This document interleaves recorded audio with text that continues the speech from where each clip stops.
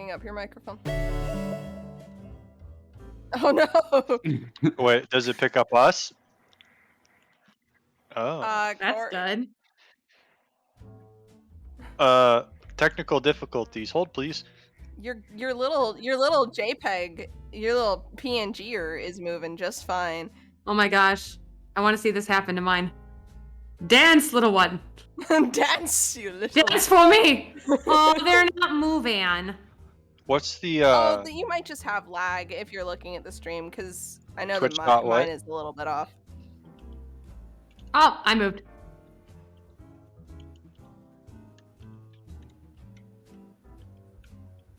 I'm not seeing anything. My guy dances. on Yeah, his own. Corey and Graham, you guys what's going on is Discord is Hello. picking Here up we voice go. activity. Okay. Everybody be quiet now. I'm sorry about that, everyone. OBS was not recognizing my microphone. Okay. So, thank you everybody for waiting and hanging out with us tonight. My name is Emma. I'm also known as Emma Panada. You can find me here on my Twitch, where we run various tabletop role-playing. And you can also find me on Twitter, where I shitpost at Emma Panada. Tonight we are having the first session of Lost in Ravenloft, a brand new Ravenloft adventure that I made up. The beginning of it may feel a little bit familiar to those of you who know a little bit about the Witchlight Carnival, but it's going to get twisted and sent in a totally different direction.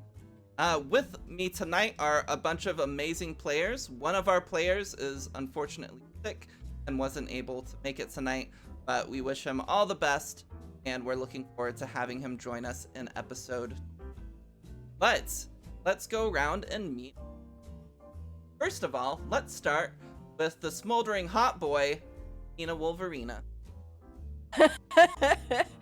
I'm Nina Wolverina. I am the artist who did all these really cool little dudes. Yay! Yeah, and they're and beautiful, and thank you so much. and I'm playing Ignacio. He's a good boy.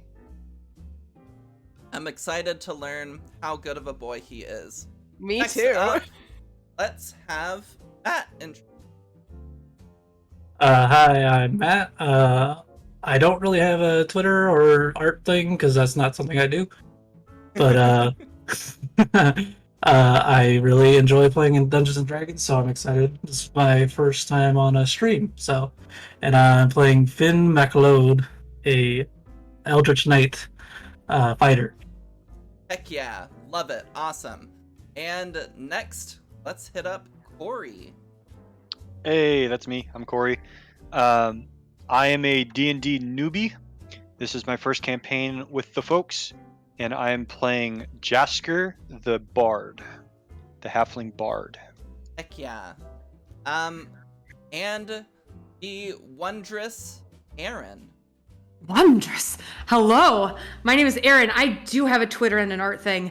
My partner Adam and I make Trixie Wizard comics, and you can find us at Trixie Wizard and TrixieWizard.com. I'm playing Brick-a-Brack, the Gepetan Watcher Paladin. I am so excited to be here. Thank you so much for inviting me, gang. This is my first game with this group, and I could not be dancing more thoroughly in the clouds. I'm so excited. It's gonna be amazing. And last but not least, we have the boy, the myth, the legend, Graham. Hello, it's me, the myth. My name's Graham. I am a Emma Panada exclusive PC. I'm going to be playing Bobble, the Curious Boy, this time around. I love it. Awesome.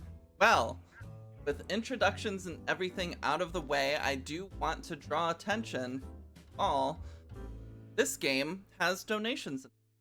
Meaning, if you donate real-life monies, you can give the players advantages in the form of giving them direct advantage, you could give them a d6 to help them with their roll, or you can cause them to draw from the deck of many things.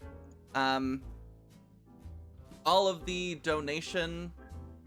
Oh, okay. I'll move my mic closer to my face. all of the kind of donation information is in the stream underneath, basically where the donation button would be. You can see all of the prices and things like that. So if you would like to donate and take part in making this campaign a special thing, then by all means, though. But let us go ahead and start our session off. Turn off the cool music. That's not the vibe for the whole show. That's Oh not the vibe no. for the whole show, unfortunately. I stumbled into the wrong room. Oh, killing my buzz. I thought this was the Frasier campaign. I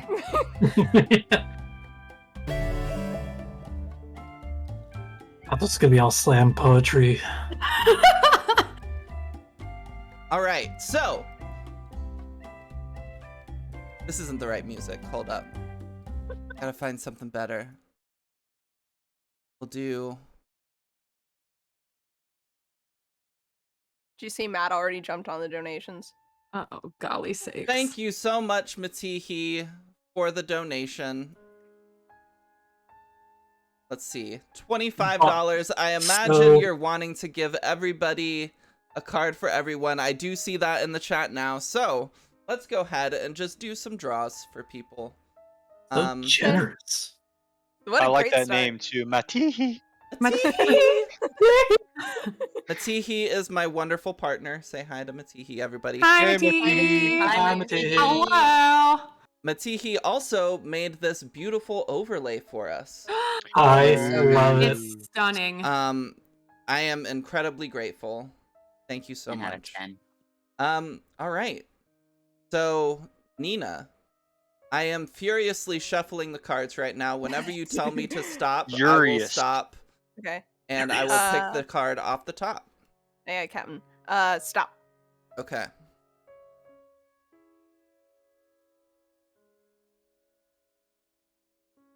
All right. Next up, Matt. Tell me when to stop. Okay. Stop. Right. Okay. And next, Corey. Stop. Quick on the trigger. Go ahead. Stop. And Aaron. Stop.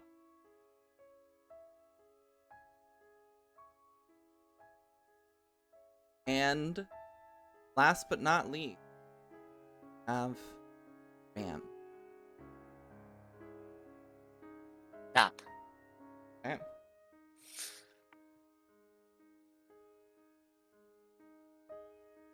Edge of my seat here. Yep, Yep. just immediately calm about everything happening. Everything's fine. Actually, You can Nina, tell- I'm gonna have. I this am card sure different. everything will be Oh, fine. okay. Can I know probably. what the bad option was? So, the one you drew was it would destroy a magical item you have on your possession. I don't have But any, do I? exactly, not have a Okay. magical item. So, I Oh, think I but would now we remember have that. flavor. Great, good. Okay. Are you going again? I am, yes. Okay, stop. Ooh, okay.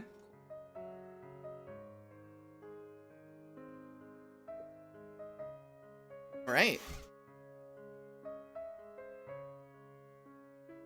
So, we find ourselves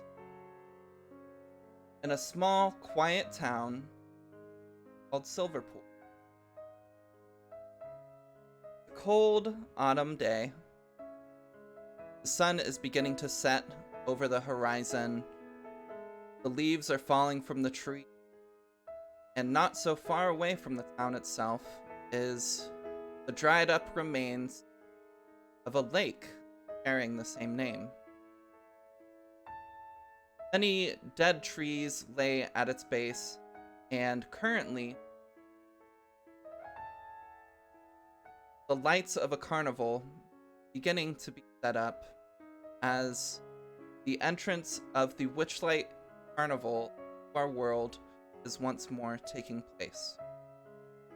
Witchlight Carnival is a special event that happens once every 10 years. It travels from plane to plane, landing in a very different spot each time. And for one night only, it holds a special event for whoever happens to die.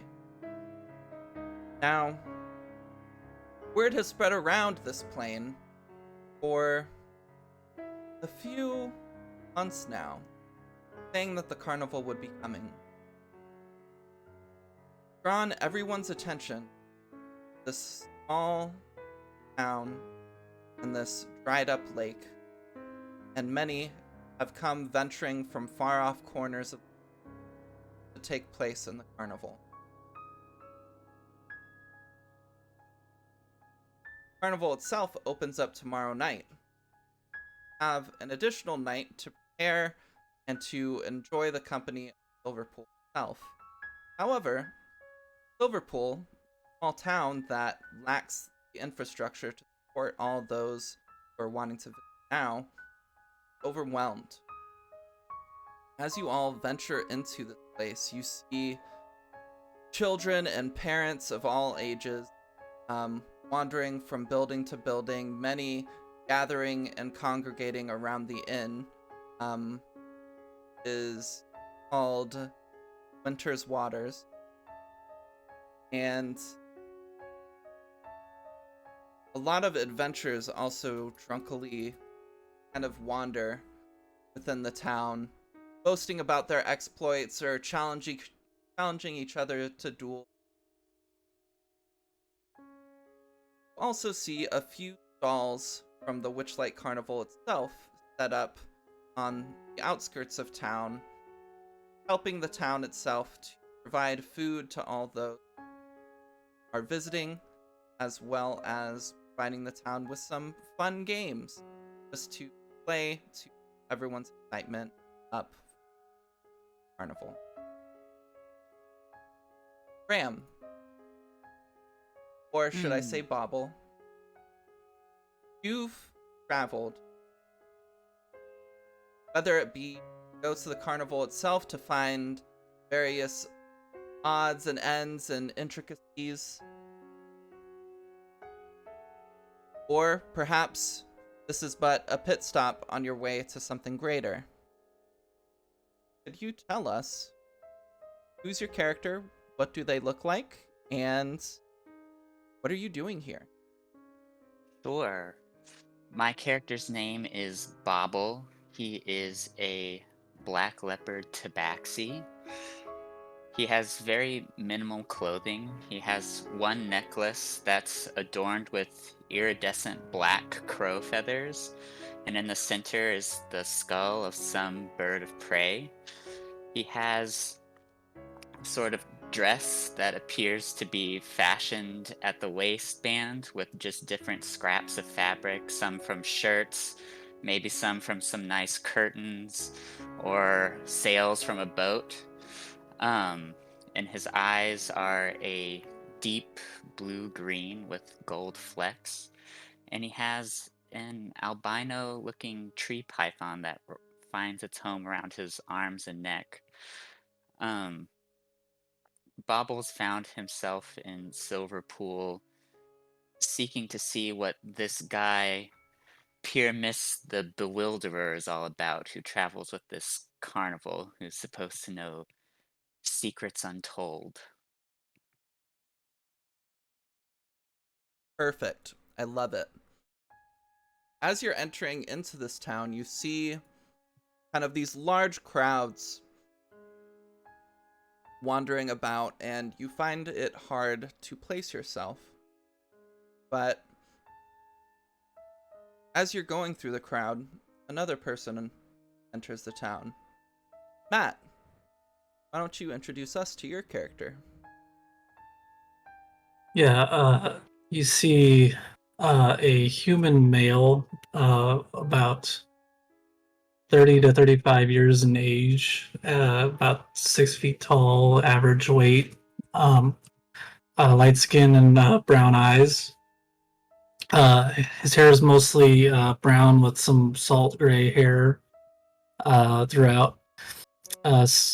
Spiked up on the top with the sides shaved down real close, and leading to a taper in the back. You see on his face several scars, one on the right side of his forehead above the eyebrow, one horizontal across his nose, a vertical one down his left eyebrow, and continuing down the left cheek, and one just at the right corner of his mouth. He actually, if you look close enough, is missing part of his left ear around the top. He has a big, bushy mutton chop beard and mustache combination. Some light stubble on his exposed chin. Wearing a chain shirt with leather adornments as well. Over the chain shirt, he's wearing a cream-colored surcoat with a red sigil in the shape of a griffin. Can't slurring my words. On the emblazoned on it. See that he's also has a crossbow and backpack slung about his shoulders. A rapier on one hip and a short sword on the other. He seems to have some kind of a sour look on his face, and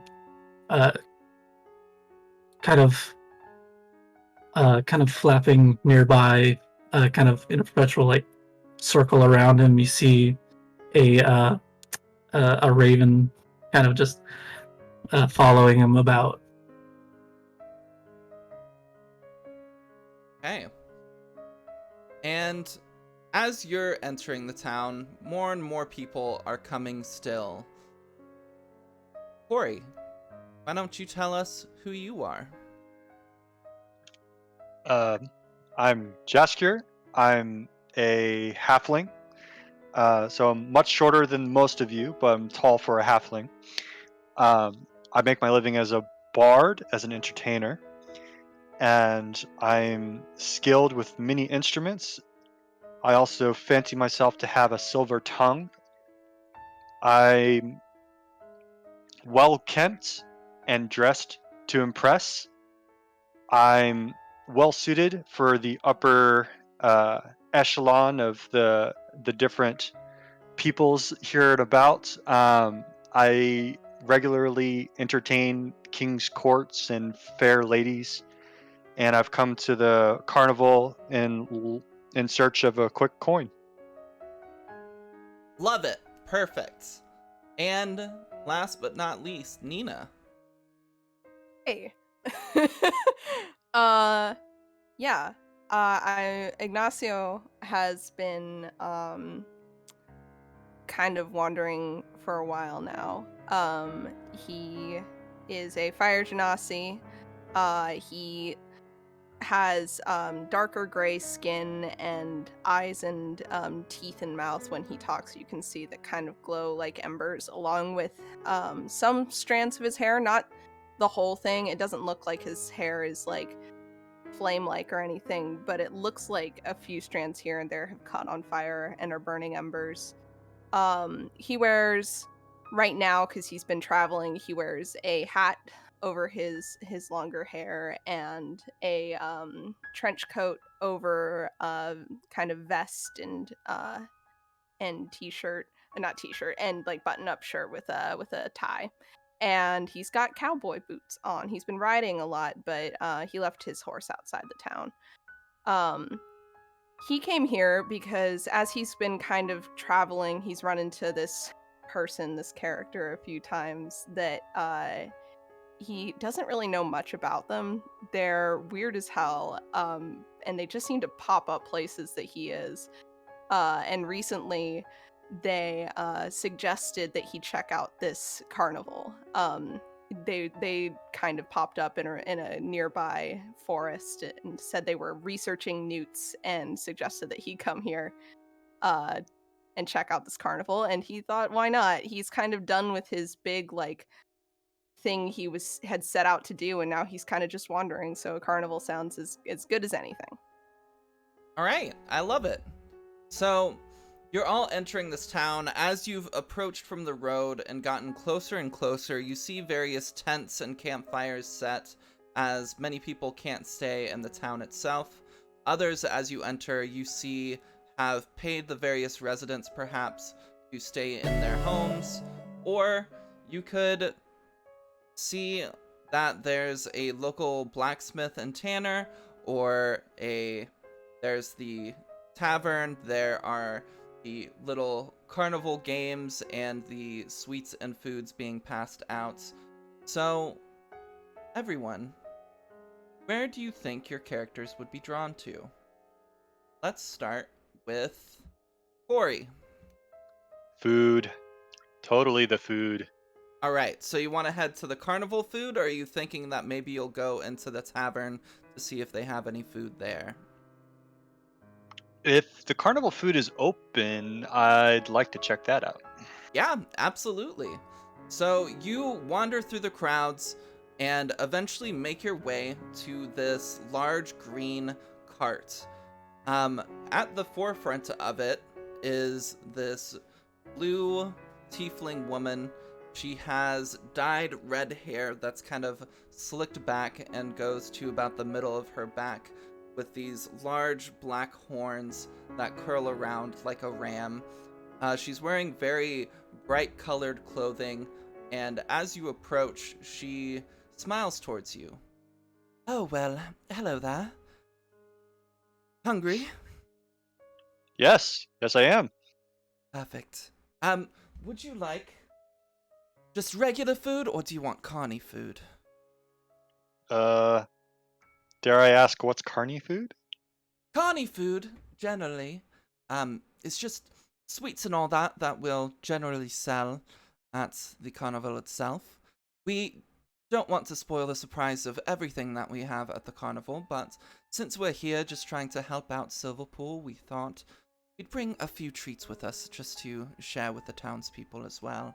So we have some pixie dust cupcakes, some...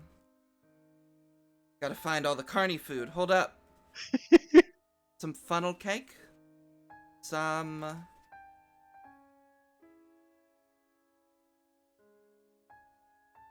No! Skipped past it. Curse me for thinking I wouldn't need this.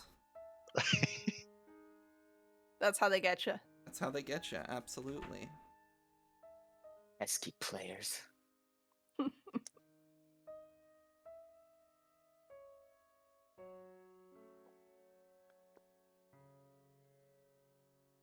I knew where this was. Oh well. So the cupcakes, funnel cake, they have special like owl bear dog or corn owl bear and sticky lollipops. Thank you, Matihi. All the classics. But then we also have just regular food like soups and chowders and breads. Wow, but those don't sound like that much fun. Exactly. Can I have a cupcake? Of course. And she reaches into the wagon itself and pulls out this delicious looking cupcake. It's got this blue icing with kind of this glittery powder all on it. The base itself seems to be vanilla, and it's got a little cupcake wrapper, and she passes it down to you. Oh, thank you. Of course. It looks delicious. Of course, it is. Now, by all means, if you need anything else, please let me know. But otherwise, feel free to enjoy the festivities. The main carnival opens tomorrow night. But otherwise, you can enjoy the games we've brought out for the past couple days, or you can, and she kind of looks out to the large crowds in the city, enjoy the festivities. Cool, thank you. And next, let's hop on over to Graham. Graham, what do you think Bobble would be attracted to? I think Bobble wants to play the games. Hell yeah, he does. Okay. Yes, he does. So, there are a few games for you to choose from. There seems to be some sort of ring toss game. It's called Almirage Ring Toss. Or there's Catch the Dragon by the Tail. Or there's Goblin Wrestling. The sign says Goblin Wrestling, but as you look at the stall itself, you don't see any goblins. Instead, you see a large minotaur. Ooh. uh, Let's try that. you want to try the minotaur? Okay, sounds Yeah. good. So as you get closer, you see there's already kind of a contest going. A large hulking man is facing down this minotaur and seems to be largely on pretty decent footing. However, suddenly the minotaur just kind of wraps their arms around the body of this man and flings him outside of the ring, almost with ease. The minotaur themselves has this dark black fur with kind of dark eyes, two almost polished white horns, and a big ring coming out of their nose. They look towards everyone else in the crowd, a lot of whom are backing away. You see a younger woman who's wearing a holy symbol around her neck, walks over towards the man who was just thrown out of the ring and kind of tends to his wounds, and the two eventually wander off. But as the crowd simply watches, do you step forward to challenge the Minotaur? Yes. Okay. As you step forward, the Minotaur's eyes glare down towards you. Shocked kind of silence emanates from the crowd. And it seems the Minotaur, as he's preparing himself, is readying for you to make your move. Yeah, what are the rules? Oh, I'm sorry. And you look over, and there's a half-orc with these dark tattoos kind of running up his arms up to his neck, in some kind of like heavier studded armor. The rule is that simply you have to beat him in a wrestling contest. Typically, we use goblins, it's a bit more fair, but they are a class act all their own. And so, just for some entertainment, we knew various adventurers would be here. We thought we would bring our friend Red here. Oh, so the goblins are alive. The goblins will be there during the actual carnival for those to test their mettle. But, don't worry, Red is very good at wrestling on his own. He almost beats the goblins most of the time. Yeah, okay. Well, by all means, yours is the first move. And if you would like to still partake in this, all you have to do is roll an athletics check. That's it. That's all. And That's you just have to beat a minotaur. I'm sure you got this. You got this, buddy. Yeah, yeah. You didn't toggle off the advantage. No, should I? 13 is Sorry. pretty good. 13's pretty good. I'll roll this out in public just because it's fun. So, what do you do as you're approaching? How are you approaching the situation? Also, I'm going to change the music up to some more carny music.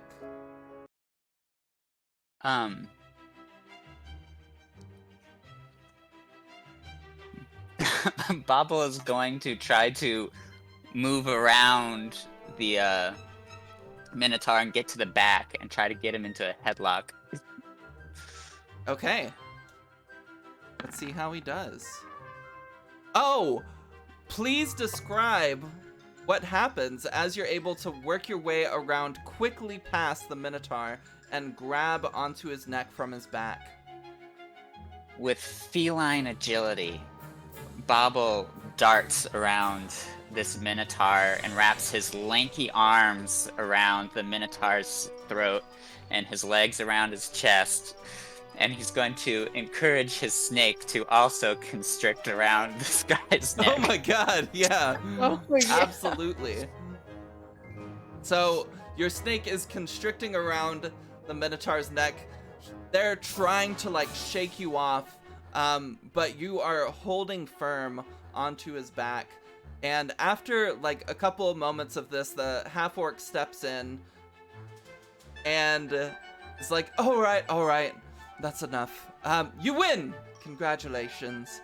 And you see, like, around the same time, maybe a little bit before, this little kid wins a game of the Almirage ring toss, and they bring out this large, kind of like stuffed owl bear and hand it to the kid.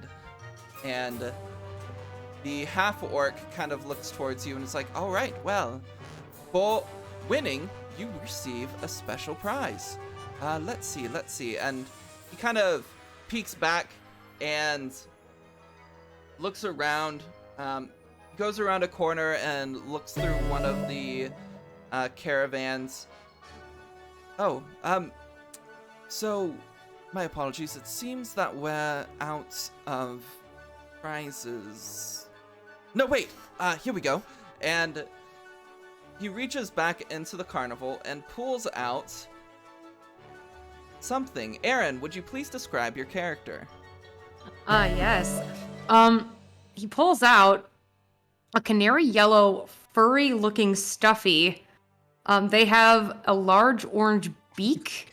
They are in what looks like it was designed to be half plate, but it is very much made of leather. Their helmet is impossible with their beak. It's not really sure how it fits on their head and if they're capable of any kind of, I don't know, it's a toy. Maybe it can talk. And there is, where you should see more fur for a face, you see a black void surrounding unblinking stitched eyes. And it's kind of just stationarily, like, 2 long arms, 2 long legs that end in froggy feet, and the hands are little mittens. And What? on its waist is a long sewing needle in the shape of a rapier, and it has a little pincushion shield. They're adorable. Their name is Bric-a-Brac. Hells if I know what this is, but congratulations. And he passes it to you, Bobble. Sorry, one piece of clarification. How big is Bric-a-Brac? 3 feet. Oh, okay. It's That's the so big big. prize at the carnival. It's like, okay. it's the one you have to save up 20,000 tickets for. Okay. Or just one Minotaur wrestle. Or 1 Minotaur Or wrestle. yeah, The absolutely. conversion rate is ridiculous. Bobble accepts and goes, "Why, hello." Hail and well met. And his eyes sort of grow really big, and he Casual! smiles. No, casual. Don't tell.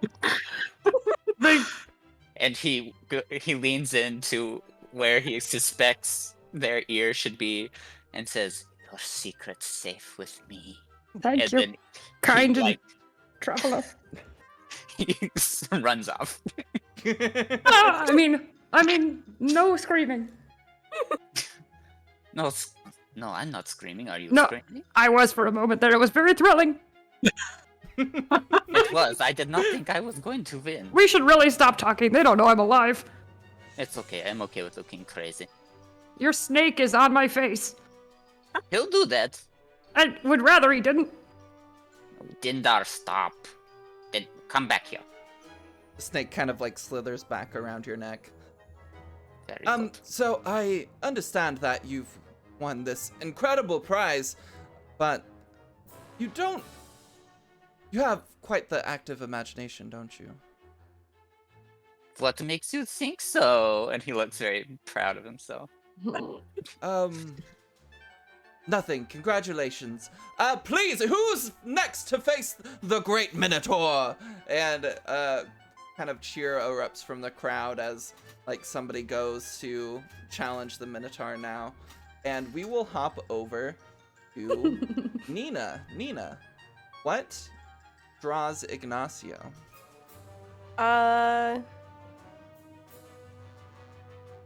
Think Ignacio's going to look into the games as well and see what interests him. You said there was a Okay. ring toss? There's an Amlarage ring toss. As you're watching, you see that it's basically this statue of a bunny-like figure, but they have a horn coming up out of their head. People who are playing are given 3 rings to toss at it and try to land a ring around the horn. If you get 2 rings, you win a prize. If you get 3 rings, you win a very special prize. But Ooh. to complicate things, the doll seems to be teleporting around this wooden table. Ooh. Okay. And what was the other one? There was one more before the goblin wrestling, right? Catch the dragon by the tail. Okay. Ignacio's gonna try and do the ring toss. All right, heck yeah. So you see this halfling, very kind of smooth person, like dirty, greasier hair. He has a vest on, and he's just kind of like not super paying attention, but is calling out, "Oh yeah, come one, come all, come play the Almirage ring toss, win great prizes." Oh, hey, you. You want to play? Well, I've never done a ring toss before, but Oh, I'll it's give it my very darndest. easy. All Is you it? gotta do, you take these rings, you throw it at the rabbit, and if it lands on the horn, you get a prize. Well, if 2 land on the horn, you get a prize. All right, I think I understand how this works, so I'll give it a shot or a toss. All right, and he hands you 3 rings, and you are now face to face with the mighty Almirage. Okay, And cool. To do this, you just have to make a dexterity check. Okay. Luckily, I am a rogue. I would So let's see imagine what you're. happens. I'd imagine you're good at dexterity checks. We'll find out. We're wrong. Oh wow. Okay, so you throw the first ring and it whiffs completely. Well, I'm just getting the hang of it. Don't. Of course, Hold on. of course. Hold Take, your horses. take all the time you need. Yeah, hold on. All right. 15 on the second one. This one looks to almost make it, but then the Almirage teleports to the other side of the table. I can already tell there's a chance I'm gonna blow all of my gold on playing this game. All right, I'll try one more time, even though I can't win anything. I just want to see if I can get it. Nope. Oh, so unfortunate and embarrassing that you missed all 3. Would you like to try again? Ignacio's hair kind of flares a little bit when he says that, and he's like, "Yeah, absolutely. Give me another 3." All right. Well, the first round is for free. The second round costs a silver piece. All right, sounds fair to me. And he pulls out a silver and hands it to him. All right, and he hands you 3 more rings. And you see there are other people there as well, getting equally frustrated. Okay, You're not alone. good. That was a 19. Ooh. So you hard read this Almirage. You see one person kind of tossing a ring, and as they do so, it's about to go on, and you have a feeling the Almirage is going to teleport. So you toss towards this like empty space on the other side of the table, and as you do, the Almirage teleports, and just by God's grace, your ring lands. You have successfully gotten one.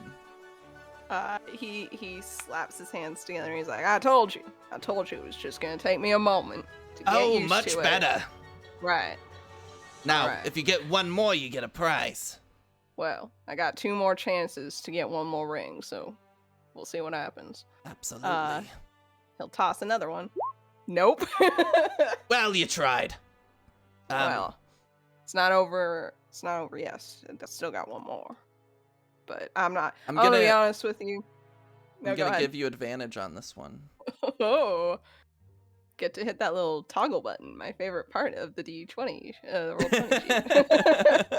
Alrighty.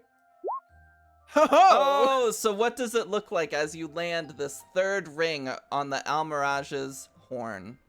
Right. Ignacio tosses the ring up, and catches it in his hand again, and then gives it like a little kiss, and then he underhand throws it again towards kind of an empty space that he just has this feeling that it'll hit. Yeah, absolutely. And as chat said, specifically Graham, Ringus, the god of the toss, has blessed you in this moment. Ringus is with us. The ring lands on the Almirage's horn, and the Carney is like, "Hey, you got it! Great job." What'd I tell you? Let's see. And he kind of like hops off of his stool and goes looking for like a prize. All right. Well, bad news. Seems we're all out of the cute prizes. So, here. An extra ticket for the carnival tomorrow. Well, I'll take it, and he does. You can use it for games, for food, for whatever. Perfect. Save me the silver that I just spent on this toss game. Oh, it's a little more expensive for a ticket, but yeah, of course. Hope you have a great time tomorrow at the Carney. And he tips his hat to the guy and continues on his way. He does like a little bow. And then you hear him be like, "Oh, so disappointing." As somebody else misses a ring. And last but not least, Matt, what's Finn up to? Finn is the curmudgeon. So he's not participating in anything.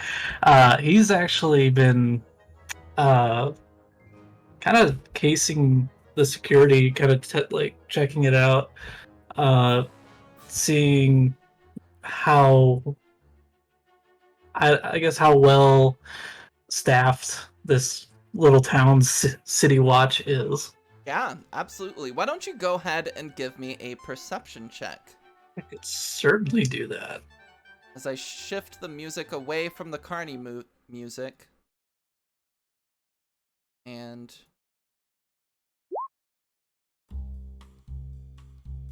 Alright, awesome. So, the 17 perception you absolutely can see as you're glancing around this town.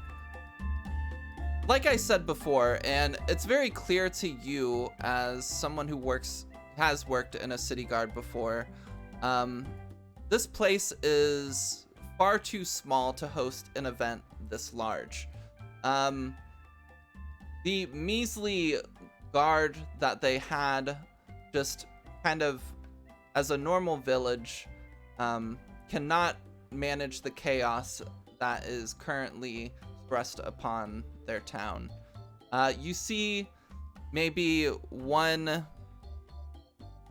like, basically a sheriff and 2 deputies that are trying to keep things in order. Like, they're putting out fires and making sure no, like, crazy emergencies happen, but they're having to overlook a lot because there are currently various groups of adventurers here, as well as other travelers and visitors that are causing a ruckus and doing whatever as they're getting drunk from the tavern and then wandering about into the town. So you see they're having a hard time of it. Some adventurers are kind of helping to try to keep the peace, but things are still pretty chaotic.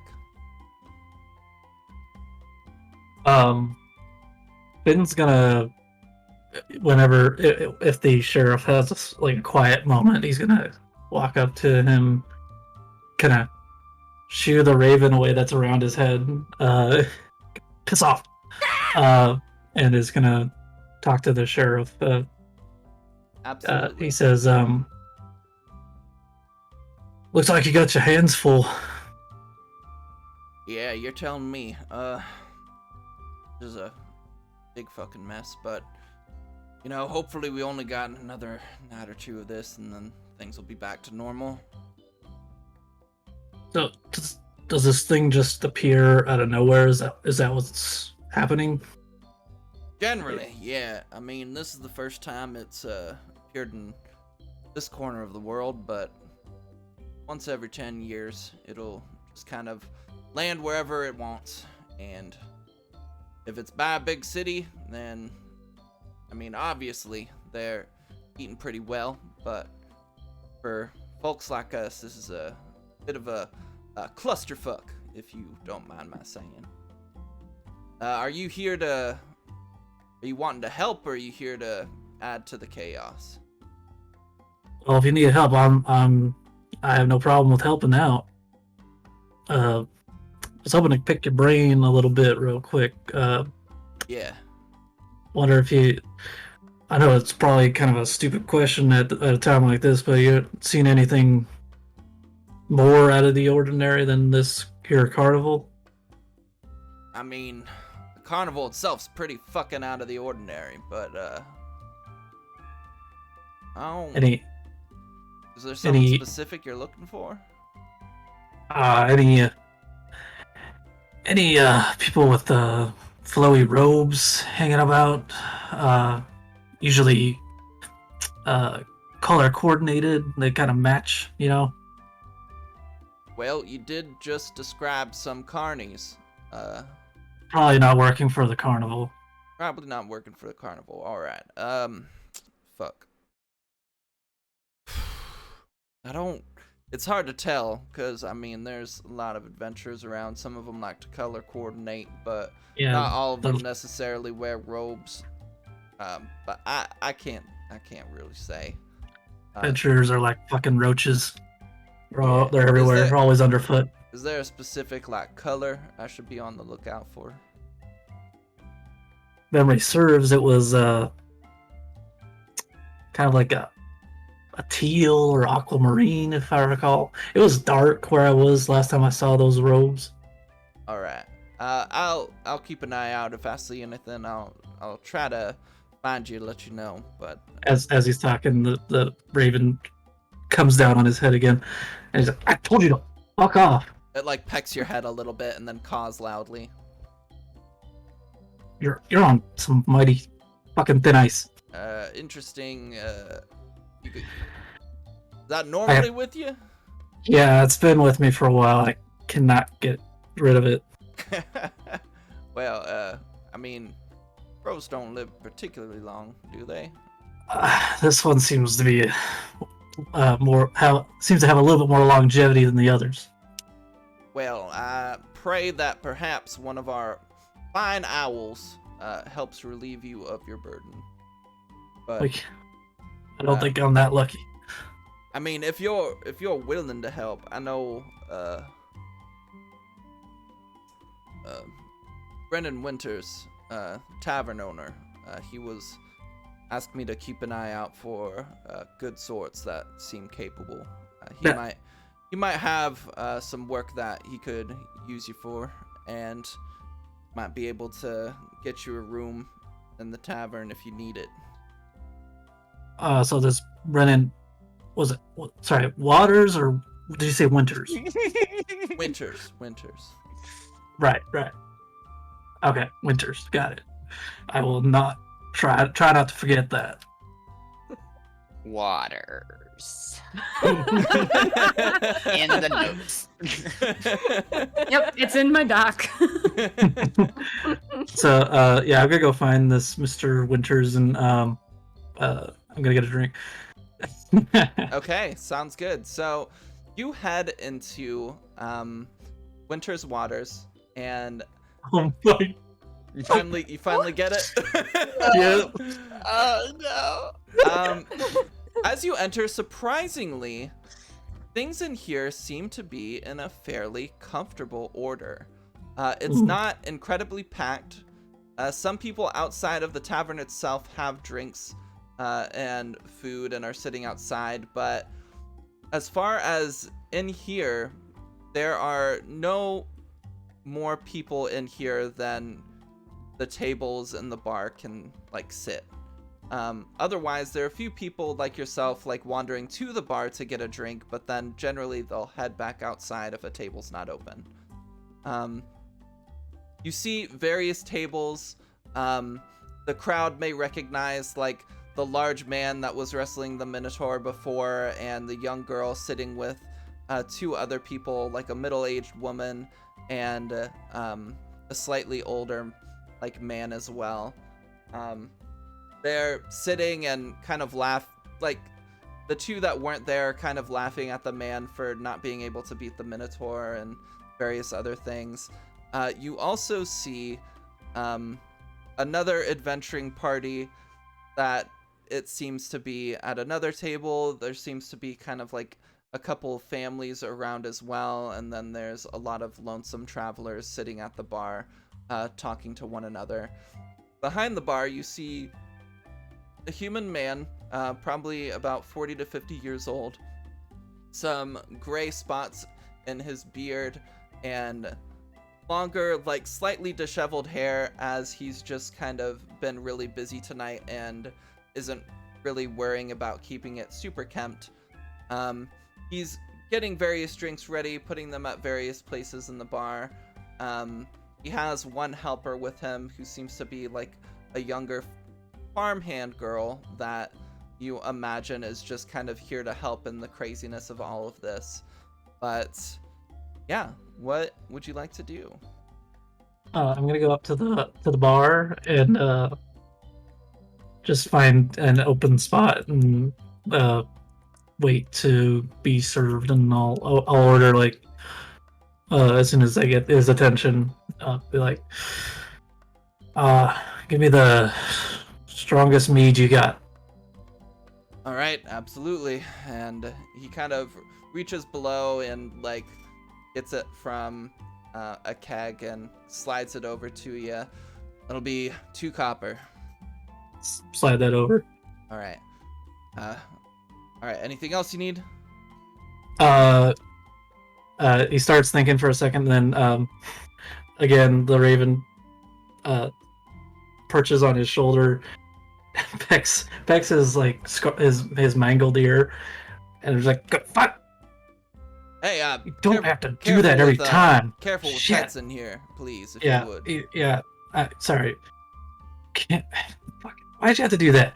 While this is happening, I think Bobble and Bric-a-Brac, you two walk in. Bric-a-Brac, I'm not sure if you're walking on your own right now or if Bobble's carrying you. But you two enter the tavern and you see this man at the bar being attacked by a bird. Like, you got any corn or something? You know. Got cornbread. I'll look at the bird and like, kind of like, is that good? It Good caws enough. loudly, and you get the feeling that yes, that's okay. All right, there's cornbread then. All right, yeah. Tracy, and the girl kind of like snaps to attention. Can you grab some cornbread from the back?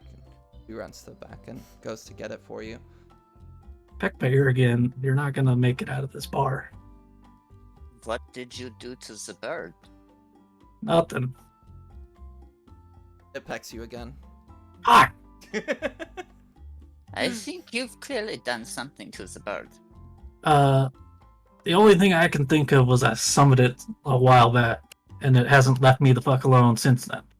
Oh, well, do away with it. What? put it back. That's a. Hold on. You're saying I could just get rid of him? You summoned it, yes?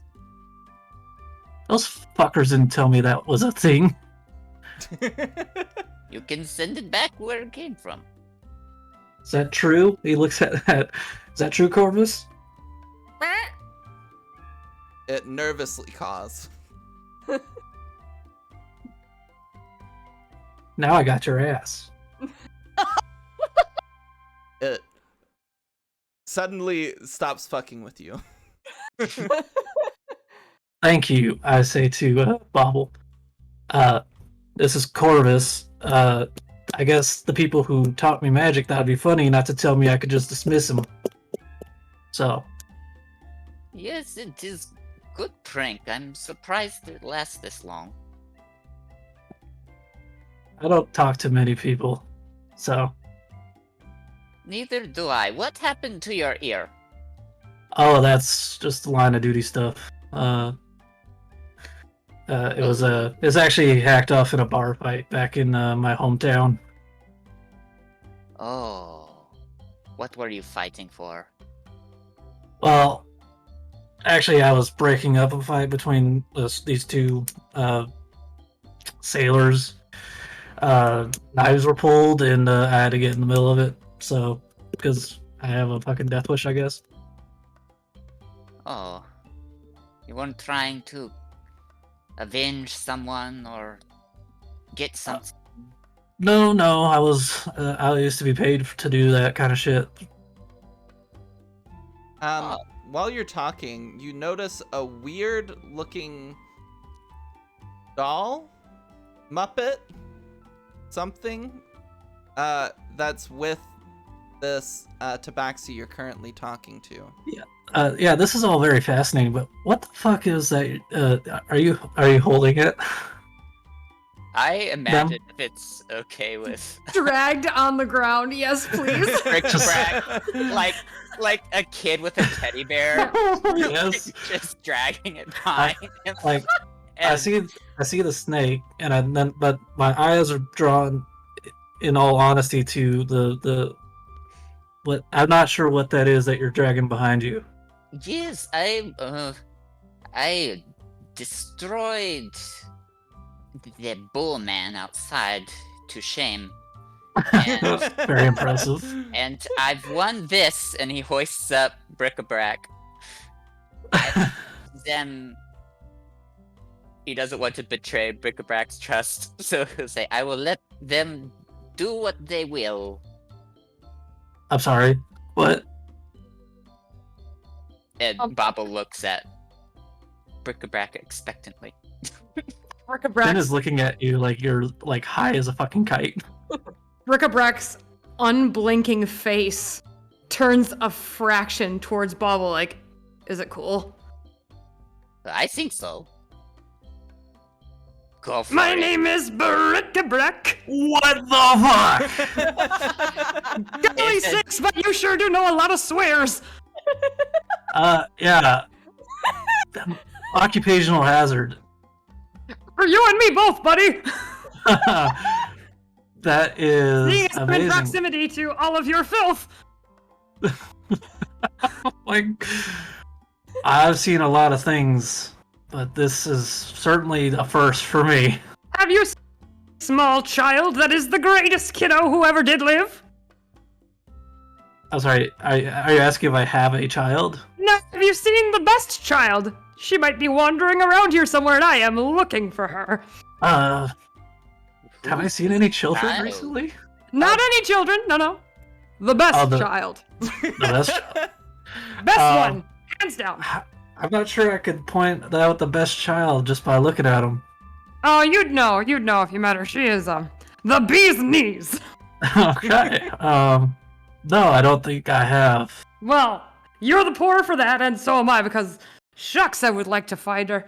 This is Aren't my we all? friend Bobble. Bobble, and sorry, what was your name? Small Bric-a-brac. being? Bric-a-brac? You may Wow. also call me Brick, Brack, Bricka, or Bric-a-brac.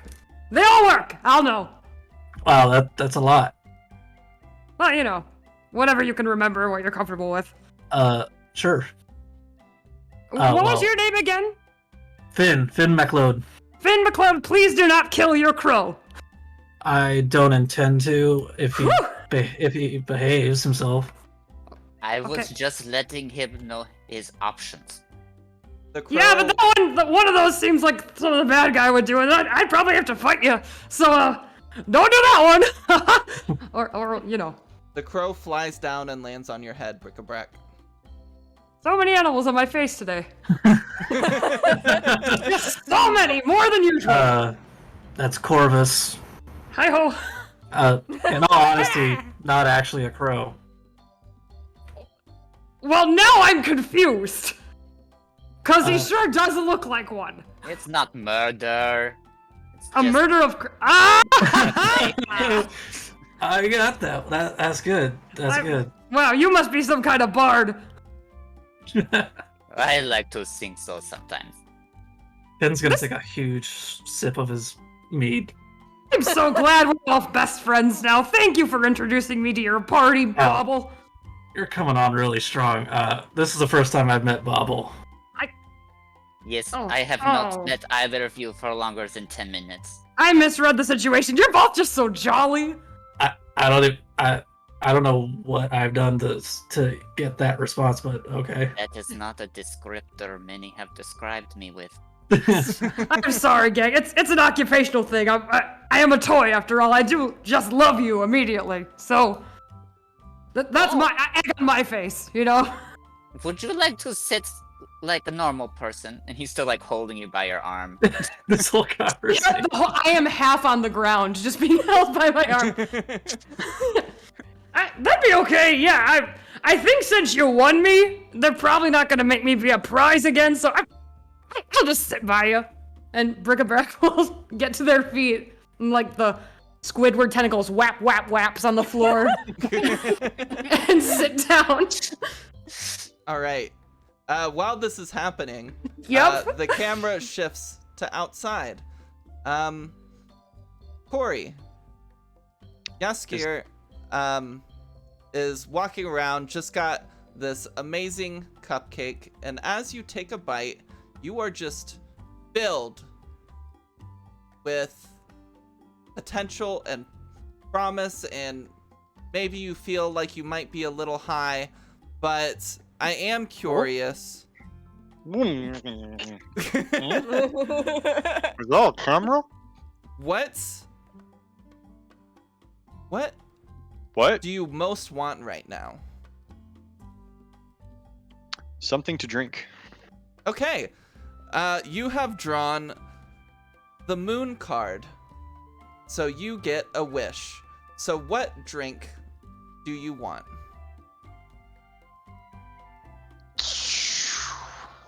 Anything.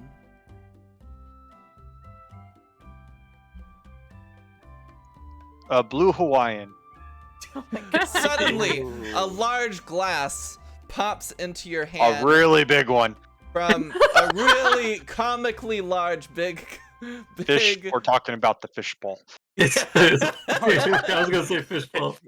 a fishbowl suddenly appears in your arms, and you have a giant-sized big Hawaiian. Oh, wow. In your hands. But suddenly, as you're walking and this suddenly appears, you get bumped into. Luckily, you're able to save it. None of the blue Hawaiian spills. Thank God.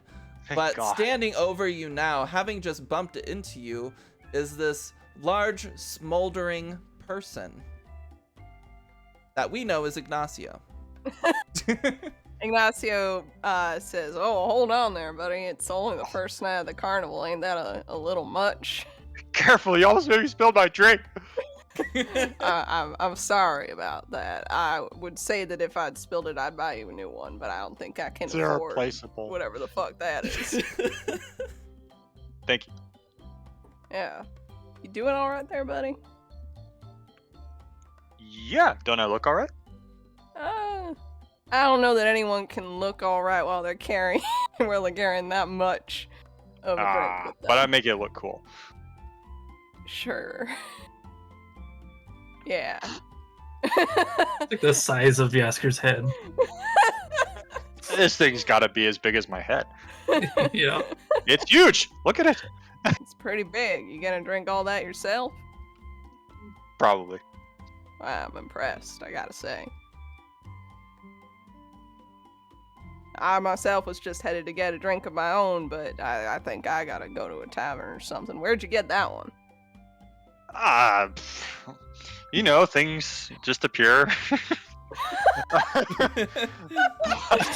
I might need another drink in a minute, so I'll go to the tavern with you. You'll definitely need a bathroom. Ignacio like eyes him, and he's like, "All right, that's you're right. You can never have too much, of whatever the hell that is. I'll walk with you." All right. Cool. Off we go.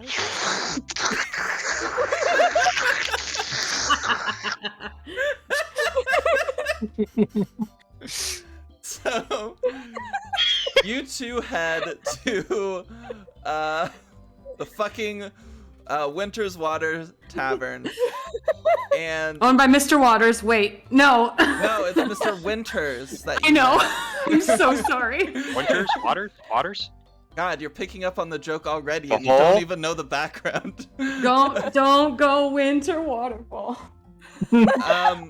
So you walk inside, and one of the first things you notice, I think, upon entering is like in the middle of kind of the room by the bar is a bit of a strange looking group. There's a very like scarred kind of like older looking human. There's a tabaxi with an albino snake, and there's a fucking Muppet.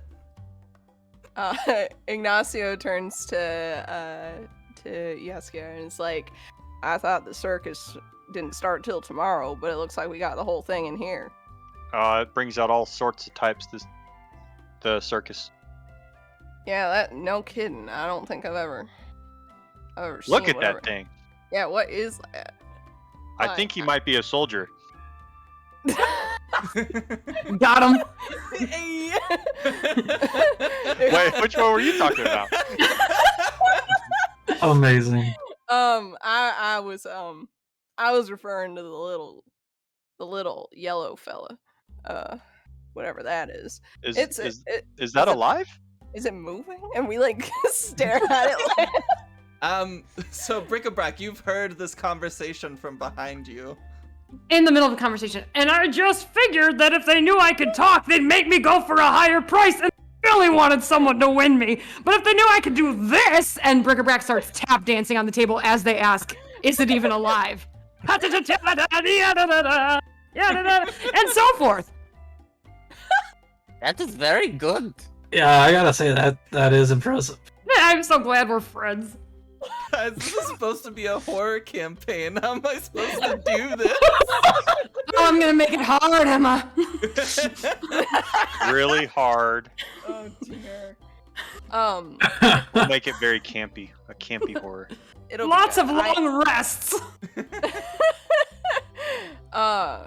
Ignacio's gonna approach hesitantly, and he'll actually know what he'll like swagger up, and he's like, "Now I've seen a lot of things in my time. Golly But I sakes, can- you're on fire! Yes, and you are a talking puppet, so I think we're on even ground here at the very least." I'm gonna rewind just for a second. Yeah, go Not for to it. interrupt this conversation, but Brick-a-Brack, could you give me a performance check to see Absolutely. how Yes. well you Okay, dance? not with my dice, with roll 20, Aaron, you goof. You can also use your dice, whatever you No, it looked like it was gonna be bad. I stopped it. Okay. Bad juju, man. Performance.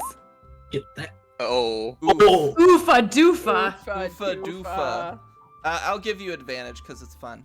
Thank you. I mean, I'm ready to completely eat it. But yes, I will do it again. Don't roll another one. Yeah. 14. Okay, that's great.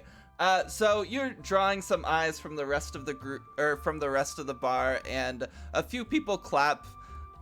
for your dancing as Ignacio approaches. And from this clapping and just from being able to dance out in the open once again, you just feel incredible. And you have drawn the Comet card. Yes. Comet card is you must single-handedly defeat the next encounter. If you do, you gain a level. I consider tap dancing an encounter. I hope you all agree. Did I just level up? You level up. Oh my god. I'm glad I picked up that feat. What a dance. And it was said my heart grew 3 sizes that day. So, yes. Okay. Now you may continue your conversation. Thank you. I like when Mario eats the mushroom, just doot, doot, doot, like in front of you, I guess, Ignacio. Yeah. Sorry, I wasn't trying to be rude. I just wanted to throw water on you if the fire was like a surprise for you. This is very normal. This is what I always look like. Is that what you always look like, or are you like cursed to look like this till someone kisses you or something? Wowie. If one could blush. But I no, wasn't offering. that's good. I am made of stuff and fluff and very flammable. But no, I was made by the divine toy maker, and I'm supposed to be this. But you're very sweet to ask. I just want to make Are sure you machine wash safe? What? Never mind. Are there machines to wash with? Perhaps What in are the you richest talking of about? noble houses. Anyway, I What couldn't is help your but know. name? My name. Oh, well, thanks for asking. It's my name's Ignacio. And what's yours? My name is Brick-a-Brack. I am glad that we are friends. I knew that was coming. I am glad we're friends also, Brick-a-Brack. These are my best friends, Finn and Bobble. Ignacio turns to you guys and tips his hat. Yeah, I'm Finn. That's Bobble. I feel like I maybe could have guessed that one, but thanks for letting me know. Where did he get that bowl? I don't know. There was a guy. I don't know. There's a Yeah, guy. I asked him. He He's said given- sometimes things just appear. I don't know. You about have that. more of that?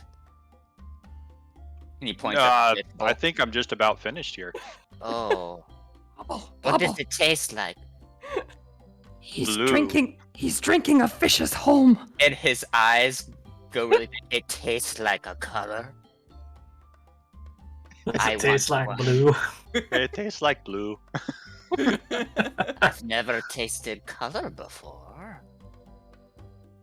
And Bobble goes to the counter to try to get the bartender's attention to see if he can get the Yeah. liquid that tastes like color.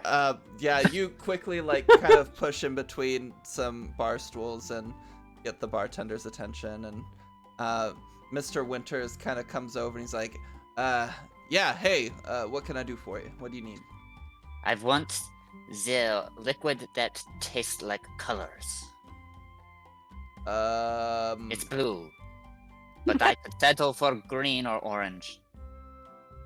Orange it is, okay. And he reaches down and pours you a regular, like, ale. Here you go. No, Enjoy tasting colors. thank you. And he comes back disappointed. It does not taste like colors. It tastes like hops. Rip. I hope for your sake blue tastes better than orange. And then he like offers the rest to Dindar. His snake. Aw. It starts drinking it happily. Aw. I don't think I got your name, little one with the fishbowl. It's Jaskier. Jessica. Okay. And Jaskier, as you finish it,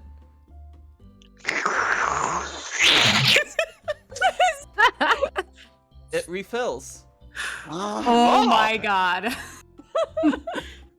Bubble, would you like to try? Yes! And he like spills the rest of it on the floor and like Oh ladles it into his cup. Oh my god. and now you have a blue Will it drink perhaps instead. refill again? Oh no, he spilled his own drink. Oh, Yeah, I not spilled the yours. rest Not of the mine. orange Yeah, out. Sorry. okay. Yeah. Yeah. So Finn, you remember that in exchange for a room potentially in a time where rooms are not at all available or ready, the sheriff of this town said that the bartender, Mr. Winters, might have a task that you could help him with, and if you were able to complete said task or willing, that he might be able to help you out with a room.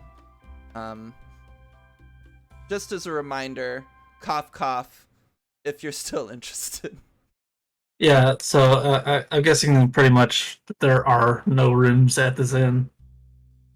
We're having If you an issue finding rooms, yeah. Yeah, it seems like just kind of by what you've seen, all the like campsites and stuff on the outside of town, and people like paying villagers a lot of money to get a room. Mhm.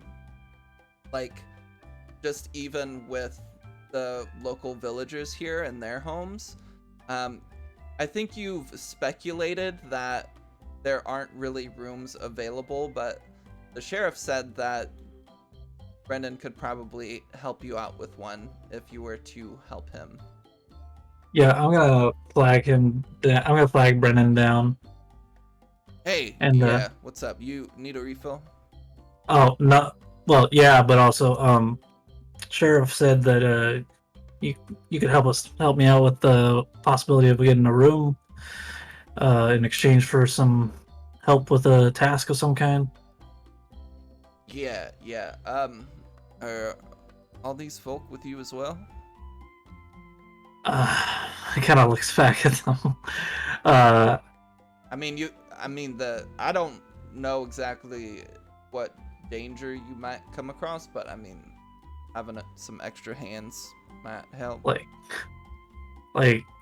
So Finn does like the eye roll back, and just the resigned sigh.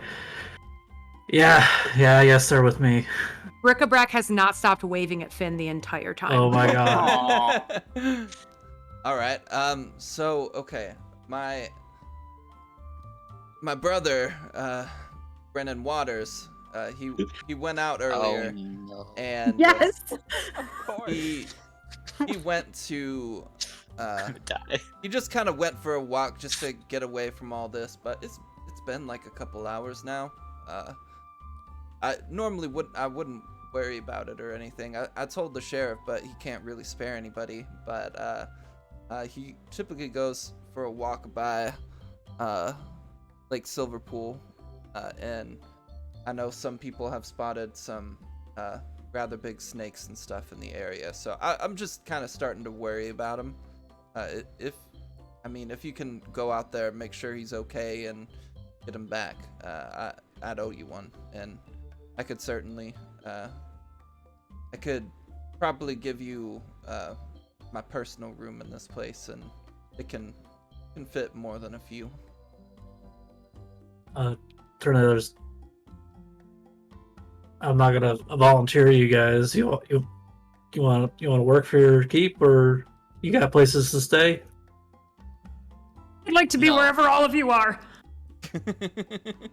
Wow. Got a clinger already. That's good to know.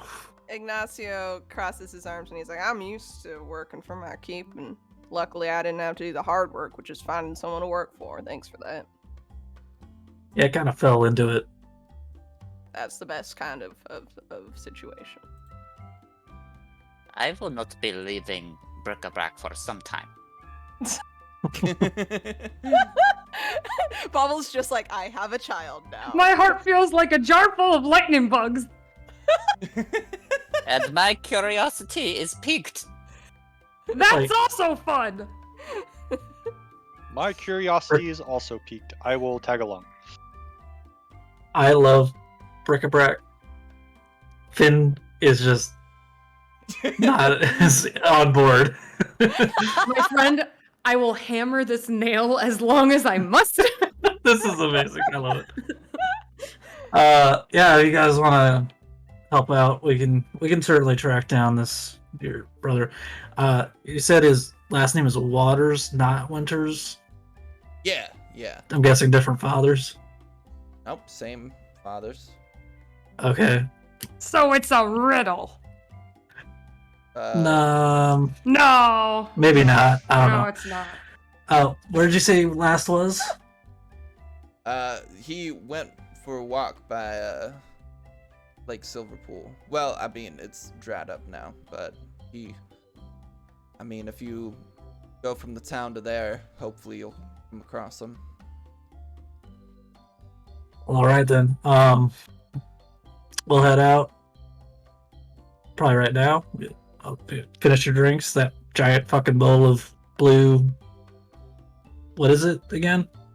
It is the color blue. Yeah, Distilled into liquid form. blue distilled into liquid form. That's good. Okay, that's rather impressive. I'll Sounds say that. magical. Oh, it is. You've been drinking it, you know. I do. All right. All right. So you all begin to head out of the tavern, and Bobble, I think you're leading the way. And as you first step out of this tavern, you open the door, and what is one place you would like to be anywhere right now?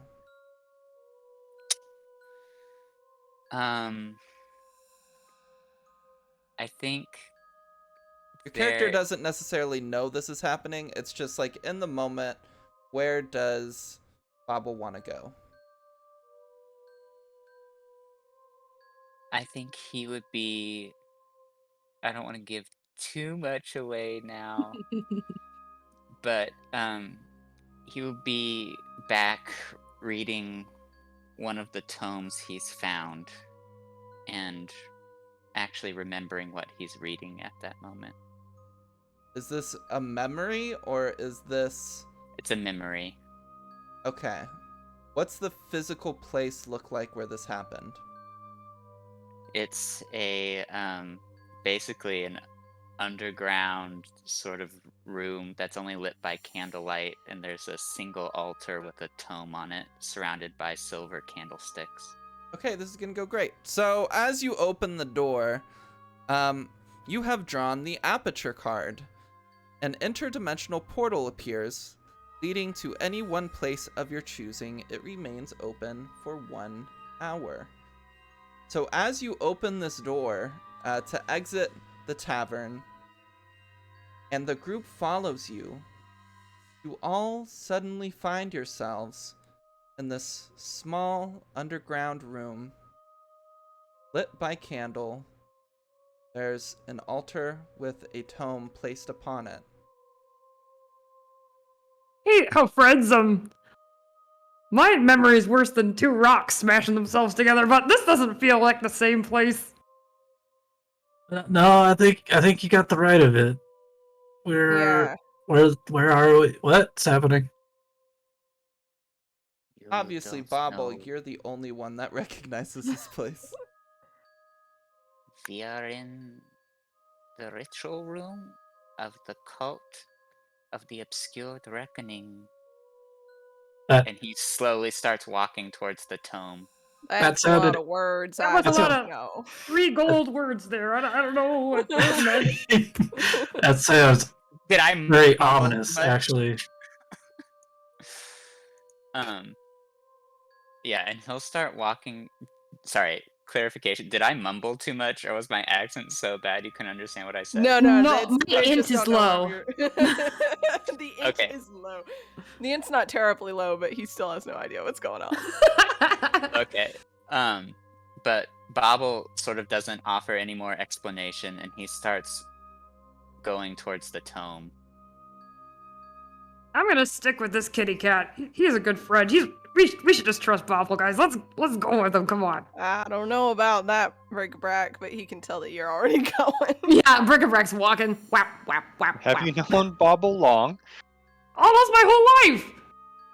Are you are you approaching cautiously, Bobble, or No, he's approaching rapidly. Right before he opens the book, he'll say, "Keep an eye on the door.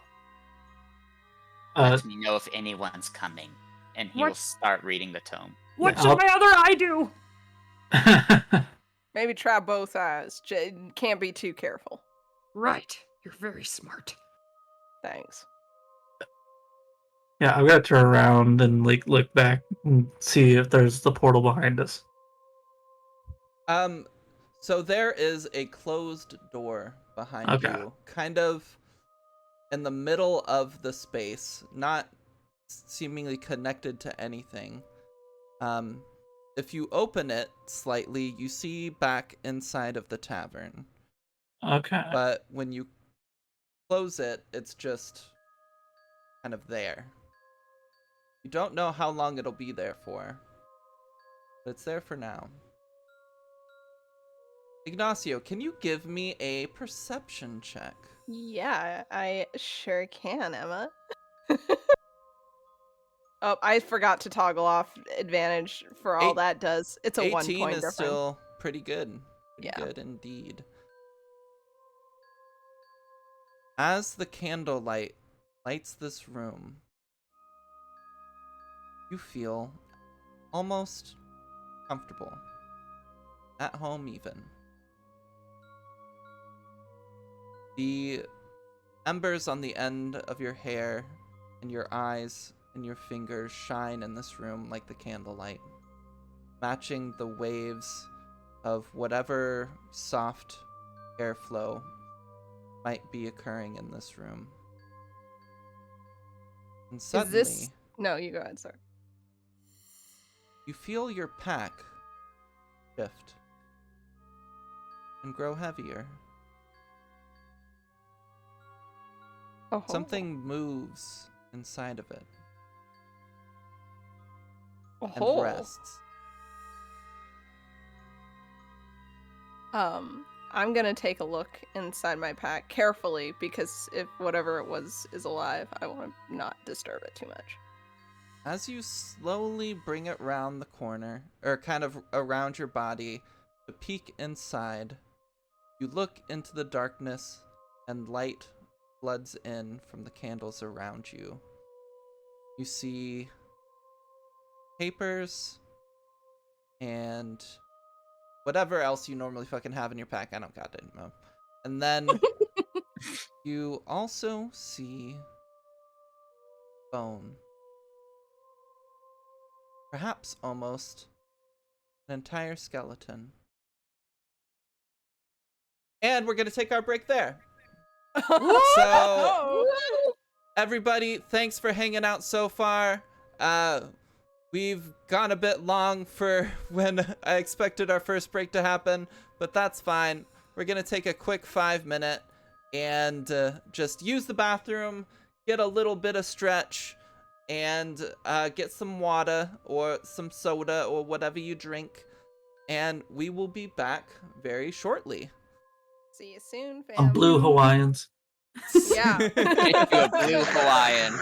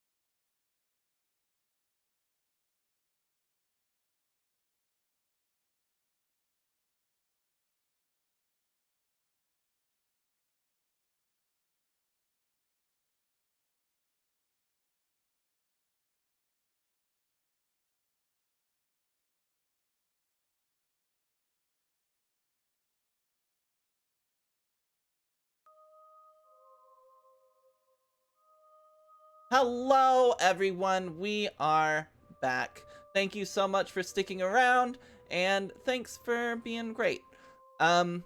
We are going to dive right back into the action. Where we left off, our players stepped through a strange portal, it seems, as they were trying to leave their tavern, and they find themselves in a dark, candlelit ritual chamber of some sort, where a book lay on top of an altar.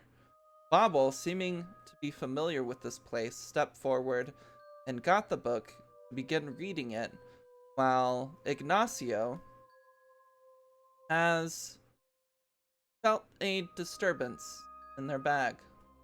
Looking inside, they found some bones that they weren't expecting. That's always a Strangely. great find. It's always a great find. Was that always Absolutely. there? So Ignacio, as you see these bones, you begin to hear footsteps. Perhaps before the others, because you rolled a really good perception check.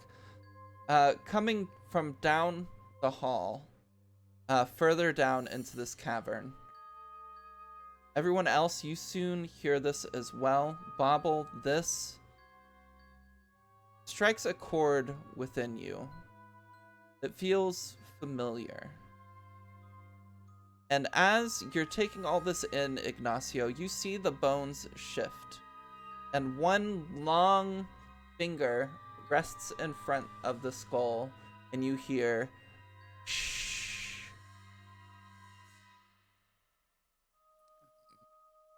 Hopefully you heard what it did. I did. I heard the hushing noise. Yeah, I didn't that- hear anything further. Yeah, that's what it was. Okay. Good. Ignacio turns to the others and mimics the skull's gesture and just holds a finger up to his lips and then like motions to keep it down.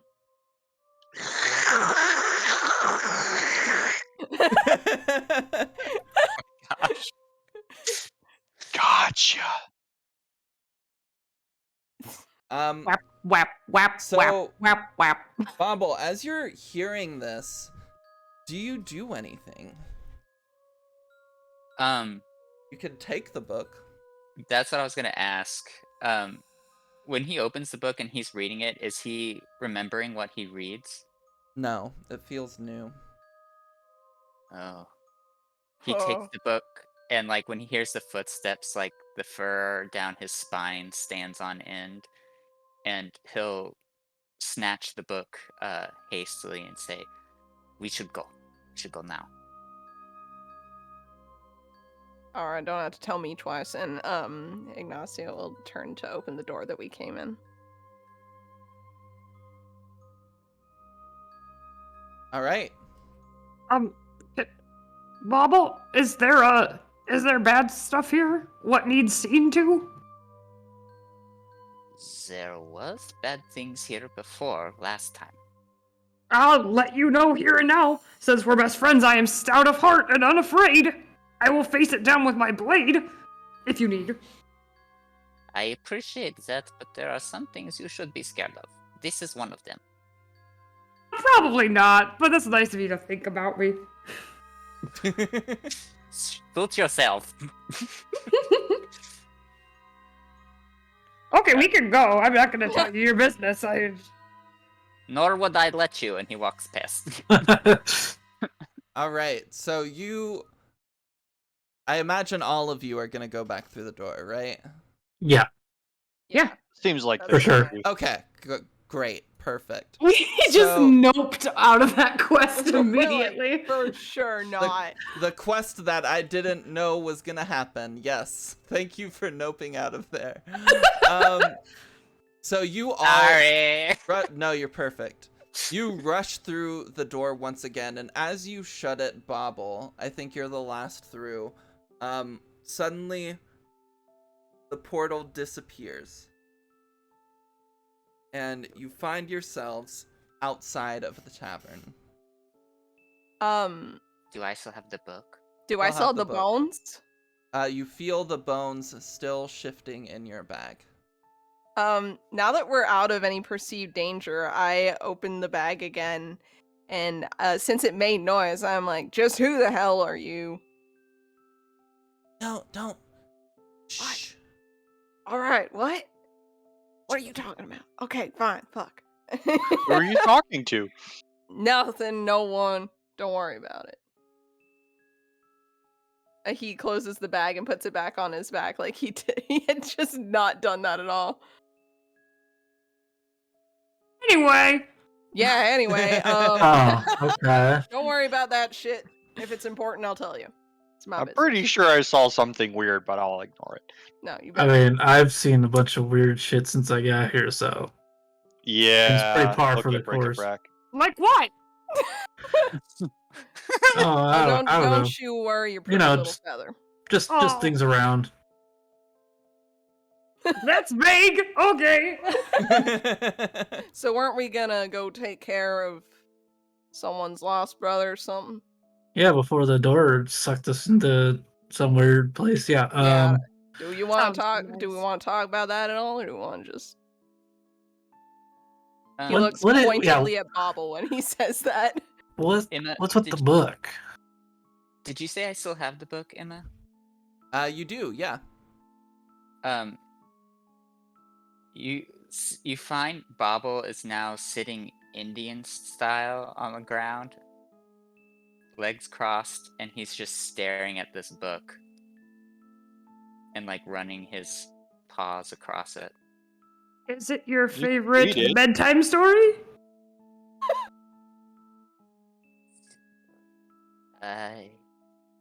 It will be.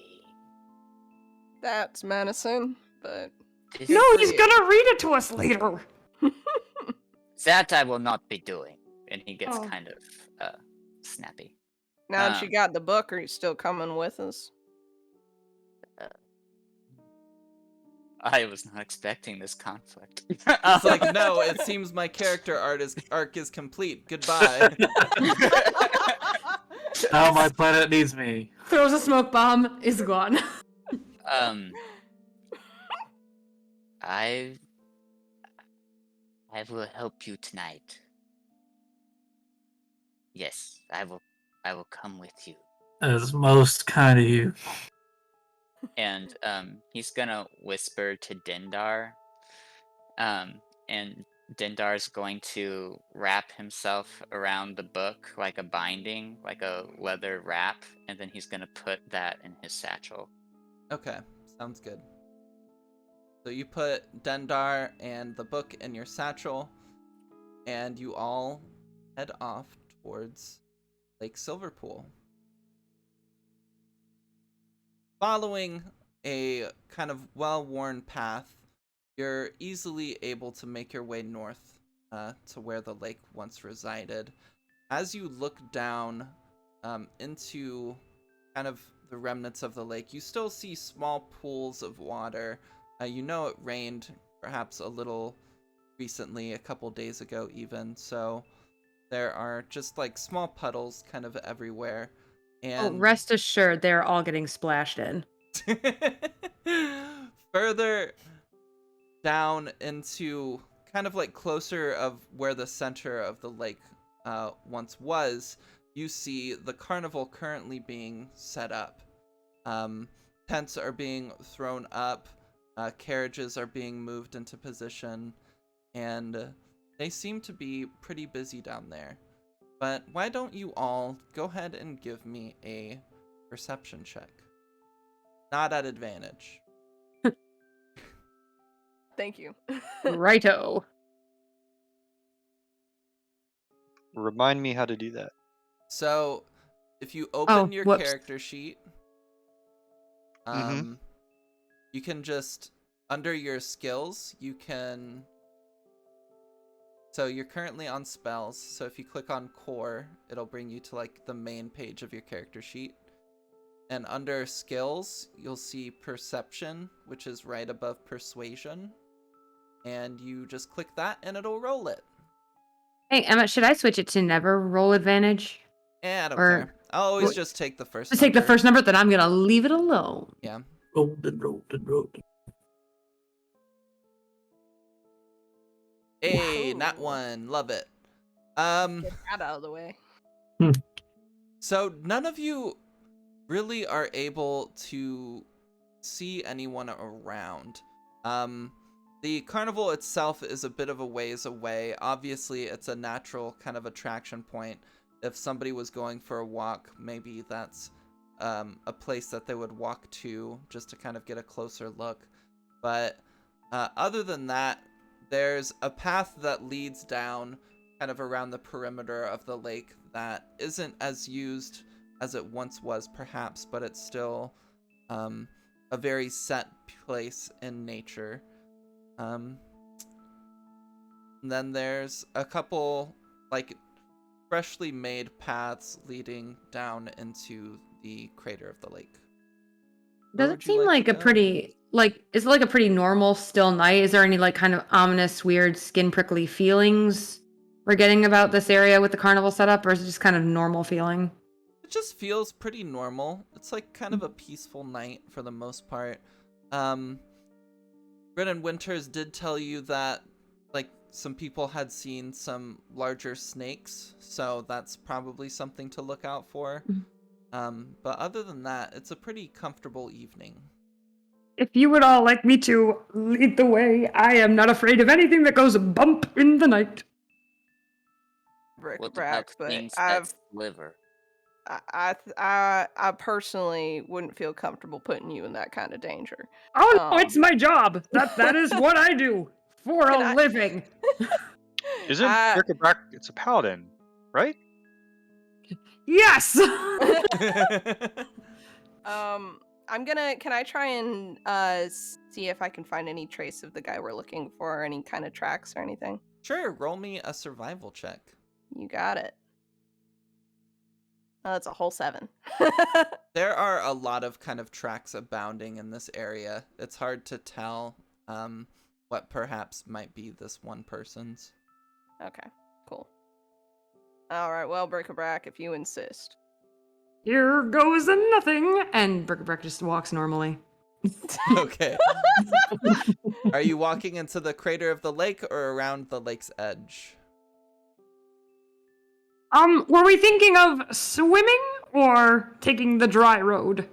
Oh, there's no water in the lake. Okay, anymore. just checking. Yeah. All right. So, through or around, friends? Well, I think I think the person we're looking for would probably go around. I don't imagine him going down into the crater unless something drew him into it. And I was not asking Mr. Winters too many of the questions, so just remind me, are we looking for someone that looks like you, Finn, or someone that looks like Ignacio, or like me? I don't think there's anyone else like you. Oh, that's really sweet, shucks. Not really a compliment, but Yeah, I knew what you meant. I think Anyway. Captain Fluff is gonna take anything as a compliment. Yeah, I'm coming to an understanding on that. Yeah. Yeah, we're looking for, I think, someone that looks like my stature. Well, sometimes I can sniff certain kinds of creatures out, but not that kind, so I'm just gonna walk. And I start walking around this lake. I mean, if they haven't bathed in a while, probably you could sniff them out. I didn't mean that. Never mind. You're very smart. That is a good idea. And I'll sniff the air once. To humor my friend Finn. Give me a another perception check. Oh my god. No. Here goes nothing.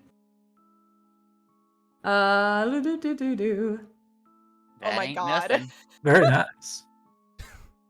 You smell Whoa. the faint trace of the ale from back in the tavern, kind of wafting down into the crater of the lake. I smell a drunk. Oh, you smell the color orange? Are you sure it's not just our short friend over here? To be fair, I am shorter than that friend, but nope, someone's a little skunky drunky and they're in that hole there. Drunky. Well, I guess we're going in the hole then. I guess we're going in the hole. I love going in new places. Let's go. All good stories start with going in a hole. You're so Okay, I'll let that go. you're so wise. Gonna leave that there. Sure about that one. I'm just gonna leave it right there. Bric-a-brac will do two little like birdie coughs, like, and a little glowy light comes out of Bric-a-brac's body Oh no! Out and of its hovers next to them. body. Yeah, The Bric-a-brac act coughed of up some light that Bioluminescent hovers movie. around them. Is that Awesome. normal for you? Don't worry, it's not my soul or anything. This is my nightlight. I was gonna Wow. ask. You are full of surprises, Stitches. You don't know the half of it. We really don't. Y'all tell me to go nuts. Yaskier, Alright, are well, you I guess. still holding on to your blue Hawaiian?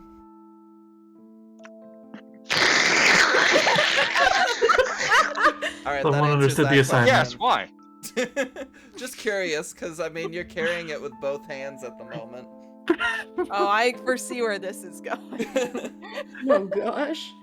It won't ever become an issue. I'm much more of a lover than a fighter. What? All right. So, Bric-a-brac, are you going down into the crater? Yeah, a little nightlight, and Bric-a-brac is a prudent puppet. They will pull out their needle sword and their pincushion shield. All right, love it. So, Are we all going in the Oh. hole? Yeah. Yeah, I think so. Life's better when friends stick together. Okay. I don't think I'll be a great climber while holding this giant Oh, you drink. I'm don't- gonna put it down. you don't have to climb down. It's like the bed of a lake that's dried At up. least So, is it like a kind of gentle like slope? slopes. Yeah. Yeah, but climbing back out. Okay. We get around to that. You can leave it there. Don't you go nowhere, my little drink. Make sure you put something on top of it, okay? Drink is the new big bad evil guy. That's gonna happen. Get your predictions in now. Yep. Mm-hmm. Yeah, as we're gonna go down into the crater, the rapier at Finn's side is going to disappear from the sheath and appear in his hand. Okay. Nice. Just because I can do that. Whoa! Yeah, that's pretty cool. Where did your other sword That go? saves you seconds. It's the same sword. It was there. Now it's in my hand. Wow, you're amazing. I try. Y'all are making me feel massively unprepared, says Ignacio, and he'll take his short bow out as well and kind of twang the string on it. Now make it appear in Finn's hand. It don't work like that, but Ugh, I'm learning all the enough. time. Just Are you learning still new a stuff. slammer? Okay, so you all go down into the bed of the lake. Bric-a-brac, with your astute nose, you're able to continue following the trail of the smell. And as you continue down, you find some more clear tracks. What do the tracks look like? They look like human tracks. Like boots? Yeah. Good news, they're wearing shoes. And as you... Golly. Golly gee. I would hate for Brendan Waters' feet to get chilled. As you are following these tracks and the smell, you eventually come to a small kind of area. Ooh. Map. Everyone, if you could, you guys are going to be coming from over here, kind of the bottom left corner of this picture. Go ahead and drag out your character tokens and put them in a marching order. Well, I was out We know front. I Bric-a-brac said the was words, first. so here I go. Is that too far up, Emma? Is that okay? That's good. Okay. Oh, I love when parties clump. We're great. This is fine. This is the best. It'll be okay. Yeah, for sure. I think that Ignacio is walking with Bric-a-brac and kind of talking to them. Oh, I love that. So, up ahead, you spot a man kind of lying at the edge of this small little pool of water. There's the drunk!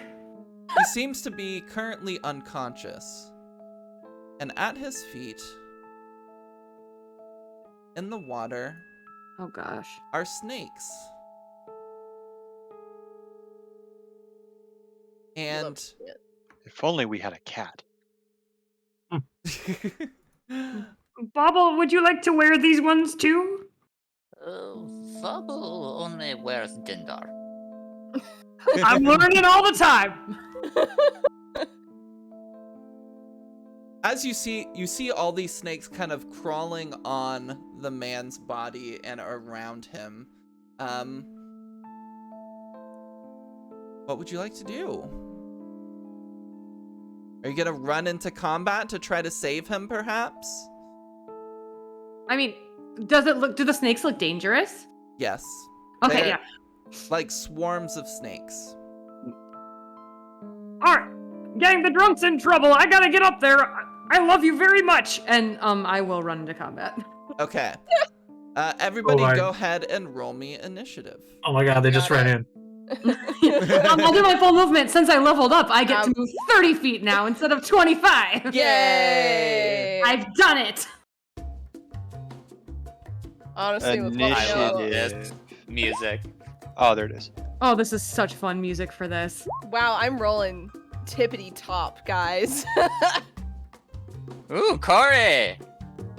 Corey's Nice, gonna. killing Oh it. yeah. Corey, more like carrying this battle. All right.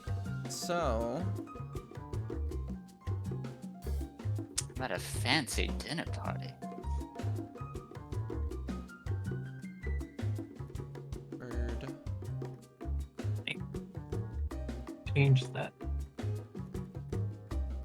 Oof, that's a yucky initiative Each for me. square is like 5 feet, right? Yes, each square is 5 feet.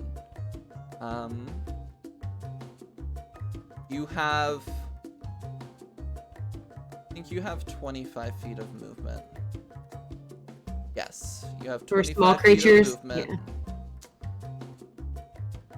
I am not sure if I'm on turn order yet. I am adding you now. Oh, I forgot to select myself. That was my bad. It's all good.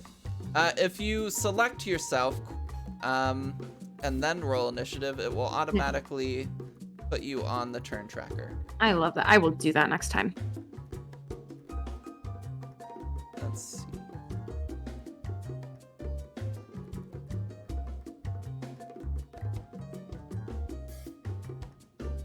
They have a respectable +4 to dexterity.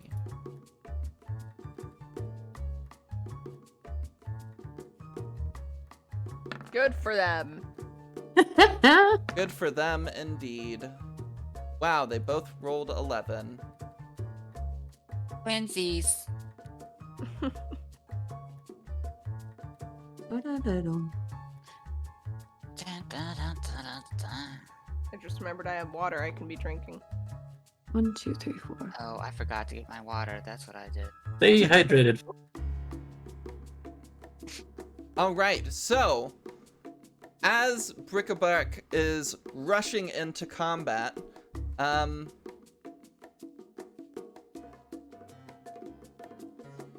my god, Yaskir, what would you like to do?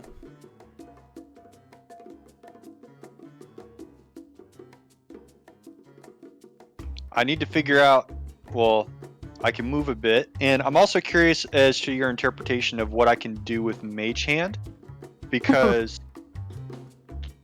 I can use Mage Hand from 30 feet away, and at least reading about it, I can lift up to 10 pounds with it, Okay. Water moccasins, for example, weigh about 3 to 4 pounds. So can't I just lift a snake off the guy? You can lift a snake off the guy, absolutely.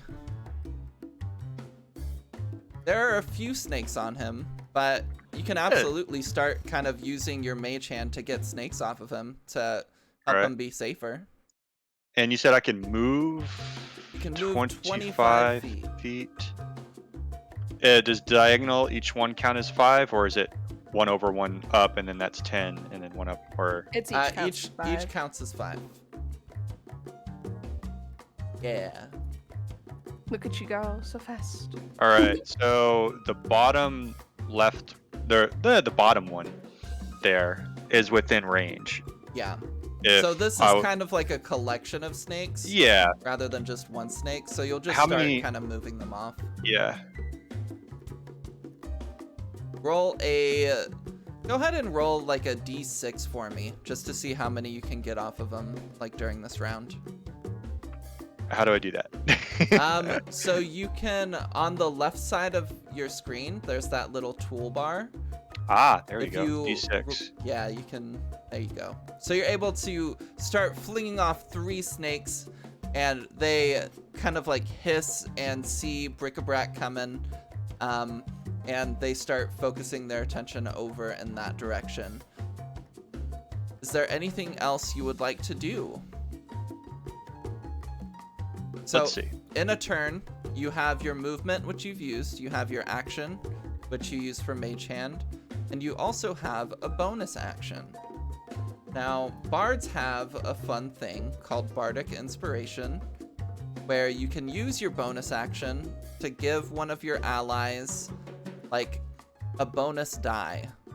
For you right now, it's a d6, and basically they can use the d6 on attack rolls or ability checks.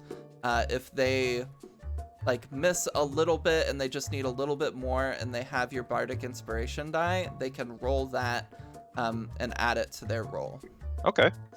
That sounds like a very good idea. I would like to use Bardic Inspiration, and I'll give it to Bric-a-Brac. All right, awesome. Bric-a-Brac, you have Bardic Inspiration. I feel it. Do you feel the power? Do you feel it? I have power. All right, and Finn, you're up. What would you like to do? Okay, so I like to switch weapons first because I'm not gonna be able to get in range of these things. To my light crossbow that I'm carrying. Yeah, absolutely. So your sword disappears from your hand, going back into your sheath. You pull a light crossbow off of your back, leveling it towards the snakes.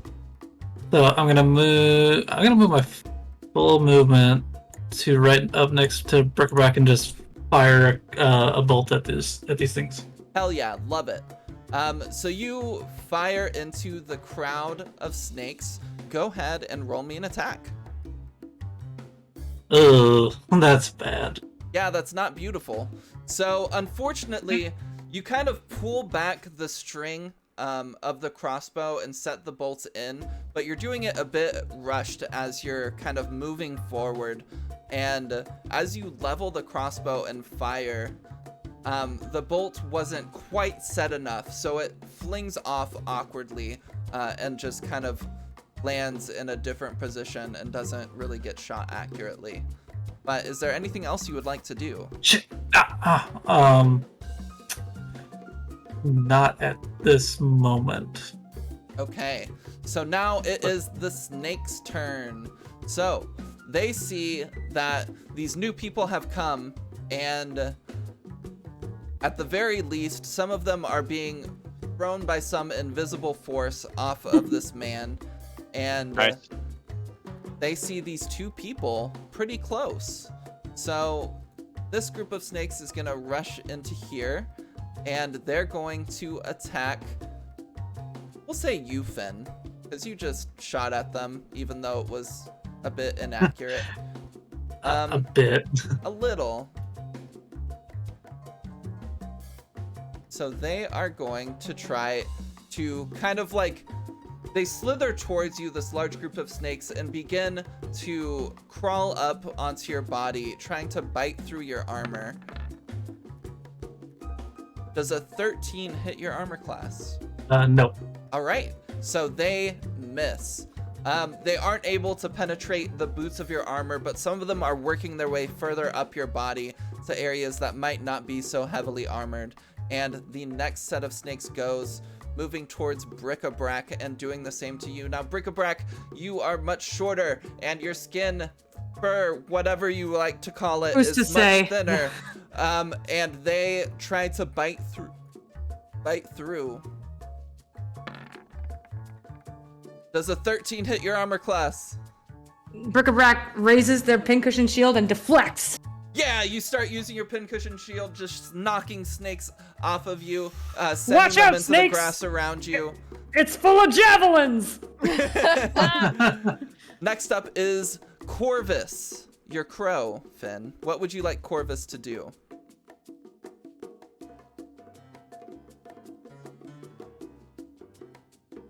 Finn?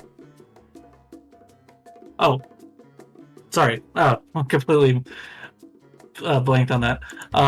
So I need an. It has a fly. They have a fly speed of 50 feet. I'm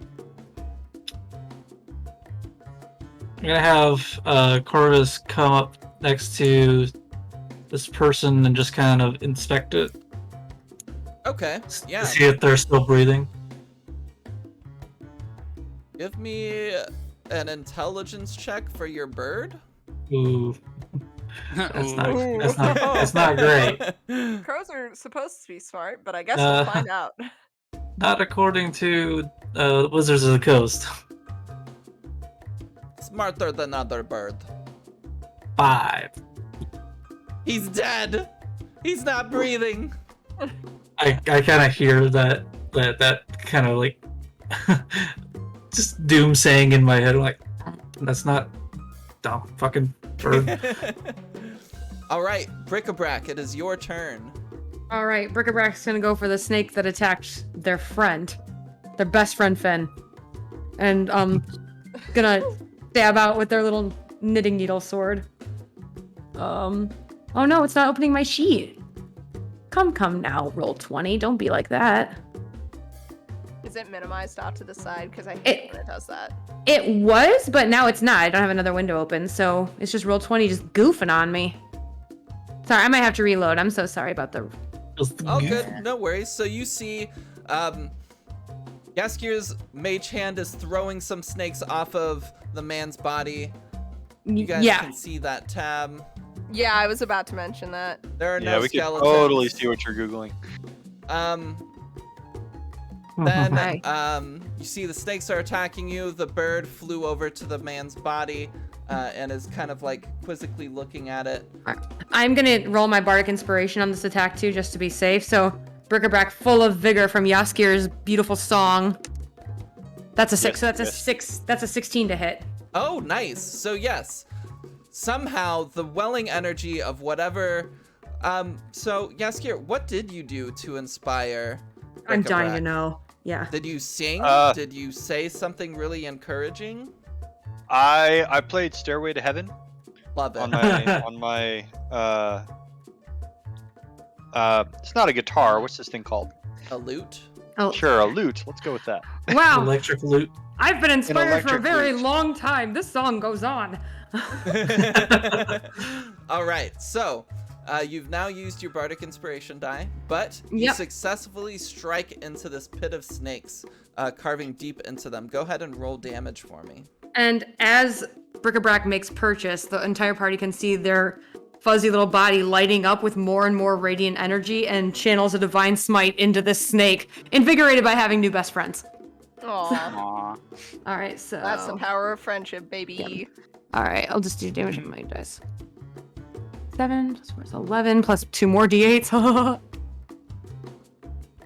Oh, level 4. Mm-hmm. Level 4. And I'm smiting Aw. too, so it's like a billion millions. 18, 20 Yeah. points of damage. 20 my points gosh. of damage.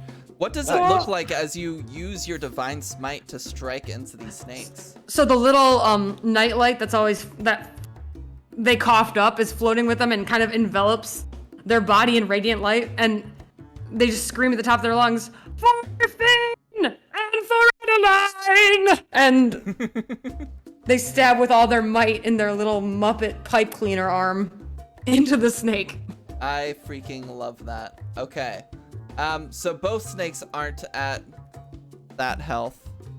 It's just detracting from them both. I'll keep track of them separately on my own. But one of them's... Which one did you strike? The one attacking Finn. Okay. Aw. Awesome. So is there anything else you'd like to do with your turn? I feel like I wouldn't leave. I think I'm in good shape. Okay. Love it.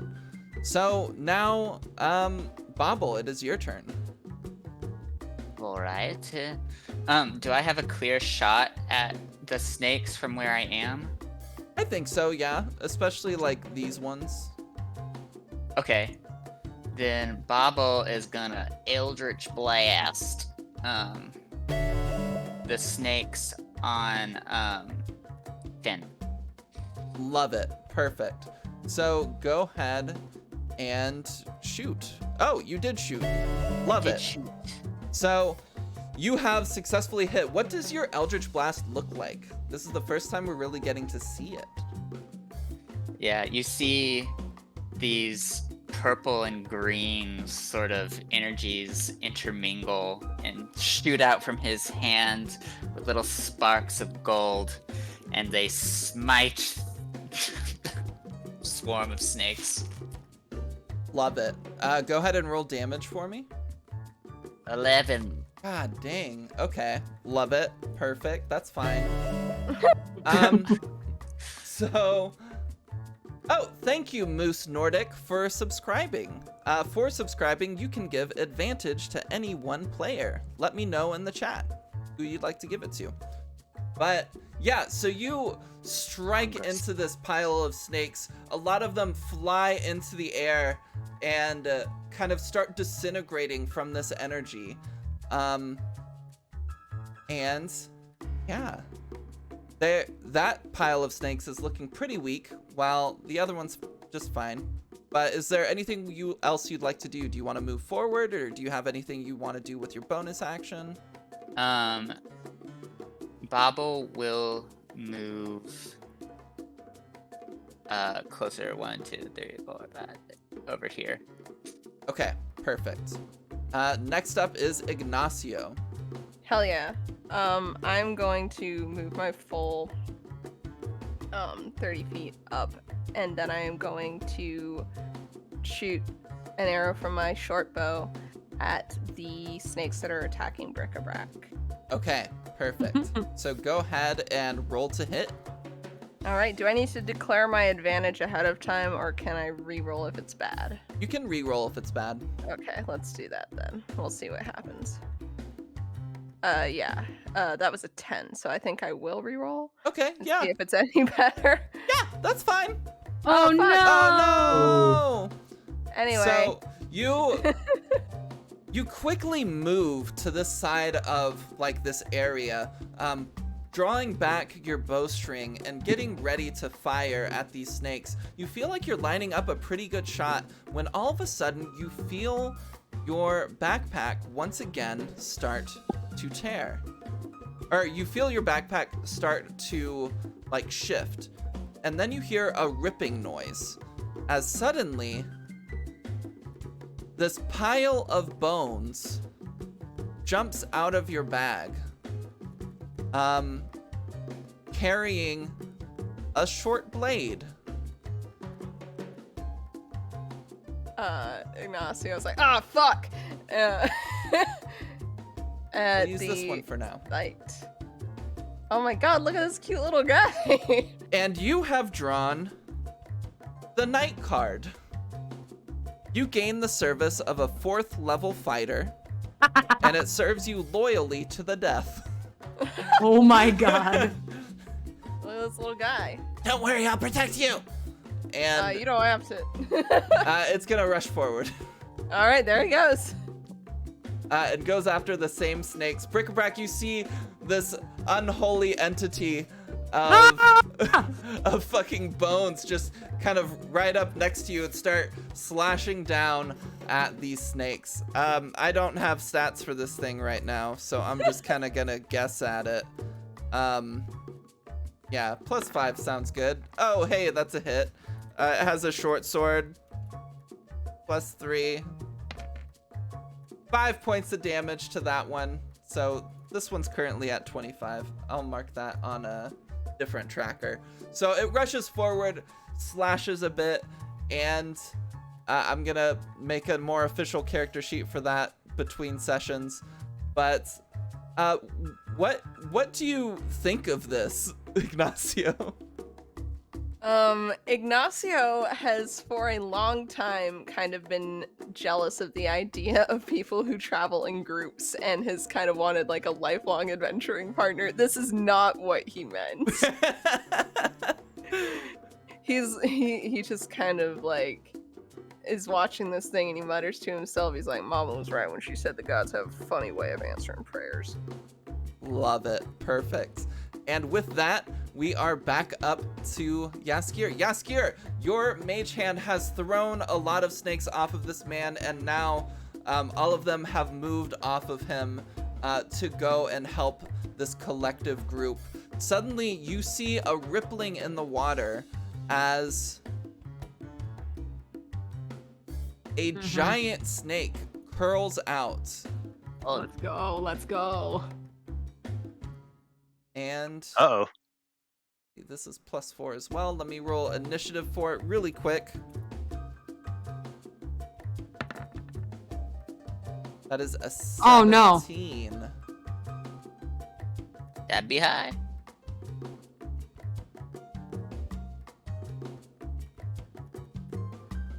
And you know what? Actually,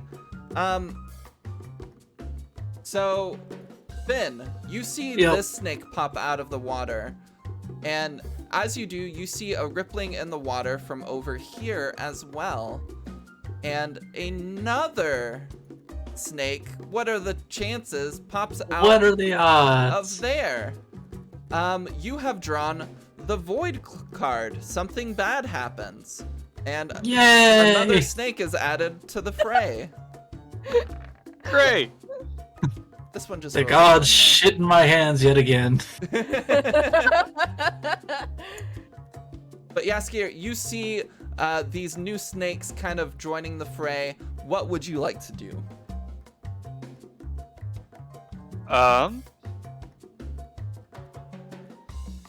Well, especially because they're coming up.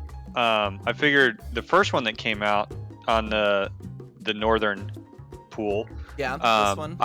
I would use vicious mockery. Okay. Which it doesn't have to understand me, but I'm just gonna hurl insults at it. What Which do you then say to insult a snake? fuck you, skinny. Okay, love it. And on its next turn, on its next attack roll, it has to succeed a wisdom saving throw or take 1d4 psychic damage, and it has disadvantage on its next attack roll. Oh no, it makes the wisdom save now, and then takes the damage. But if it fails, it gets that bad thing. So, Oh yeah. what is your spell save DC? My spell save DC. Okay, so on the spells tab at the top, in that middle column, it says spell save DC. 13. 13. Love it. Okay, so they just roll flat d20 for this, but they pass. So unfortunately, I mean, this snake has dieted recently, and has lost a lot of weight. So I think you're just kind of complimenting it unknowingly, Aw. and it unfortunately doesn't work. Is there anything else you'd like to do with this turn? Well, that takes my action, right? That does take your action. So I couldn't say attack with the crossbow or anything. Unfortunately not. You could do another bardic inspiration. You have 3 that you can use every day. Or you can move, or you can just chill. Um, What would you like to do? I think in regards to the field, I'm content with where I'm standing, but I will give another bardic inspiration to um, Matt's character. I'm forgetting his name. Finn, Finn. Yes. Finn. what do you do to encourage Finn? You can do it, buddy. Don't worry about summoning a second snake. It's okay. Man, All right, and Finn, it is your turn. just like my dad's pep talks. I am Don't actually believe going. in yourself. Believe in the me that believes in you. Yeah, Yeah. got that. I'm going to actually, with the crossbow still in one hand, I'm going to cast with another shocking grasp on the group of snakes directly in front of me. Okay, love it. So I got to make an attack roll, Hell yes. and that is some garbage. That do look like some garbage. That is only 1 point of lightning damage. So unfortunately an 8 doesn't hit, but Is it a D6 at this level for inspiration or bardic inspiration? Bardic Inspiration is a D6, yes. You, I will tell you, you could hit with that Bardic Inspiration die. Wait, yes? Yes, you could hit. I'll try it. Fuck Okay. it. Do it. Roll for gold. 11. Tragically not good enough. Didn't. Yeah. What does Oh, it look man. like, though, as you cast the Shocking Grasp and it misses? So he holds out his hand and from like kind of like a pulsing energy kind of starts from down in his boots and kind of snakes its way up his entire body and finally releases from the palm of his hand. Unfortunately, all these fucking snakes are all over his boots, and he kind of just slips through one of them and just his hand just kind of veers up into the air, and it just kind of goes up in the air. Yeah, alright. So, it is now the giant poisonous snake's turn. It sees its buddies are having a hard time, so it's gonna move here, and is going to attack Bric-a-Brac. Alrighty. So it slithers up. This thing is a thick snake, probably about 8 feet long, and it rears back and lunges towards you with a bite attack. Does a 16 hit your armor class? It lunges just a little high. Bric-a-brac drops to their knees and like limbos underneath it. Oh, nice. Love it. Matrix style. Perfect. Wow, your breath is terrible! It's a Good little job, Bric-a-brac. self-conscious about that, but it kind of like retracts back into its coil, and it is now the group of poisonous snakes' turn.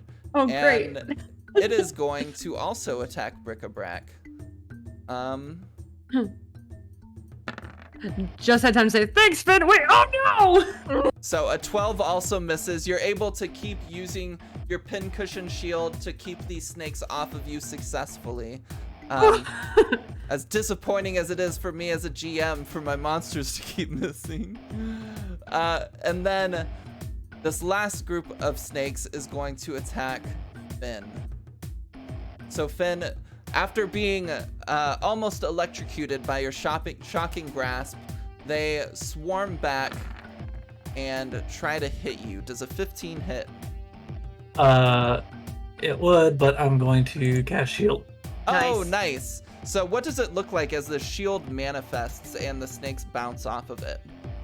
So it's kind of like a kind of a emanating from the insignia on his tunic. You kind of see like just this translucent red crimson color kind of expand out and cover his entire body and repulse these snakes from biting him. Yes, love it. So it kind of like pushes the swarm of snakes back a little, and you're clear of the snakes for now. But then the giant poisonous snake that woke up approaches you, as if it has a mind to eat you. And it is going to attack. It lunges out. Does a 22 hit your armor? Oh, that's That's even with the shield, yeah. Tragic. Okay. Yeah. So it snaps out, latching on your arm. Its fangs piercing through the metal of your armor, dealing 7 points of damage. And then I need you to make a Constitution saving throw. Nice. No. You know, with a nat, 90, 20. with a fucking nat 20, your body is just so good at resisting this shit. You don't take any of the poison damage. Awesome. Nice. Nice. Gotta reward nat 20s. I've been inoculating myself with snake venom for just such an occasion. All right, and what would you like Corvus to do? Can't really make him do anything because he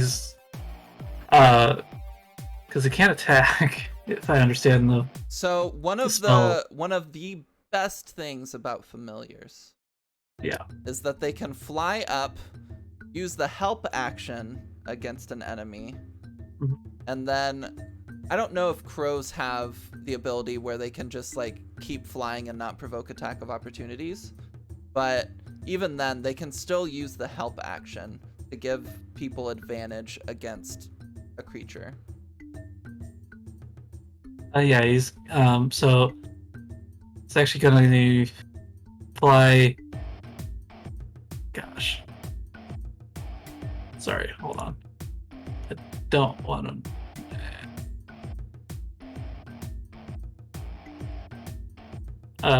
Screw it. He's gonna go up like 10 feet Okay. to get away from to keep up away out of their range. Yeah. And then fly an additional 25 to do kind of alight them right behind Brick-a-Brack, Okay. Love it. and is going to help Brick-a-Brack somehow. Okay, yeah, absolutely. So Brick-a-Brack will say on your next attack or whatever you do, you're gonna have advantage. Amazing. So Ah! you see, you are now swarmed by snakes. Yogoro, thank you so much for the raid. I appreciate you. Also, hi, Blue has no clue. You are swarmed by these snakes. Suddenly there's a skeleton there helping you against the snakes, and a crow is currently kind of like behind you, swarming, getting ready to help you with whatever attack you make. What would you like to do? Life is a mysterious tapestry. I will attack the giant venomous snake and just say in Infernal to the skeleton, like, we'll talk later, Buster Brown. And yeah, I'm gonna go for the big venomous snake that tried to kill me. And let me see. You said with advantage, yeah? With advantage. Sweet. Ooh, 20 to hit. That absolutely hits. What does it look like, and how does Corvus the Raven help you as you strike into the snake? I'd like to believe that for a second, Corvus landed on my head again. It's just like, more animals on my face, but I appreciate the intention, and it makes their aim a little truer because they just have so many friends, and it fills them with verve. Absolutely. I love that. All right, we're gonna smite again. It seems the thing to do. Good deal. So 3d8 plus 4. Nice. Roll high. I'm gonna try Come to. up, Brick-a-Brack. Fuck him up. I'll take that. Yeah. Yeah, absolutely. 20 points of Nice. damage. This snake looks terrible right now, but it is still up. This guy looks not great. Yes. Good. All right. Yeah, that's the move for me. I'm gonna save that last spell slot. Okay. So I just post up. Let's see if we live. Hell yeah. Graham, it is now your turn. You see Brick-a-Brack slam into one of the giant snakes, and a few of the snakes are looking pretty weak. There's the giant snake that was just hit, looks pretty bad off. The group of snakes between Finn and Brick-a-Brack looks like it's thinned quite a bit. And then the other two look largely fine. But what would you like to do?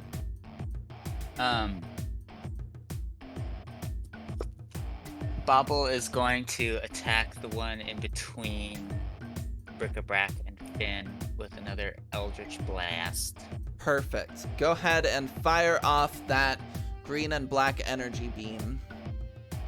Pew pew! Ooh.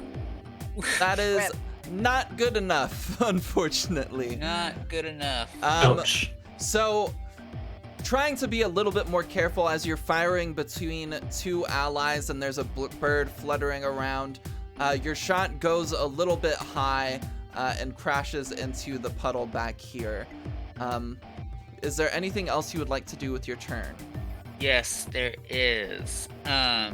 Bobble is going to move up behind Finn? Finn, and if I can do this as a bonus action, it doesn't say how long it takes, but he's going to take his necklace off and put it around Finn's neck and say, just in case. Okay. In case of what? In case of what? What does this So- do? Got it. I guess for the sake of the audience, you basically, if you fail any ability check, you can add a d4 to it. Cool. So if he tries to poison you again, you can add a d4 if you fail your save. Very nice. Very nice. Okay. I think that's supposed to just apply to you, but I like that you're Oh, sharing. can I not give it to somebody else? I It just like says that in you're the- sharing, so Man. I'm gonna allow it. Okay. I know I have a Talisman Warlock in a campaign I run. And I help them build the character. I'm 99% sure you can give the other someone else in your party the talisman for a short amount of time. That That was works so perfect fun. for me.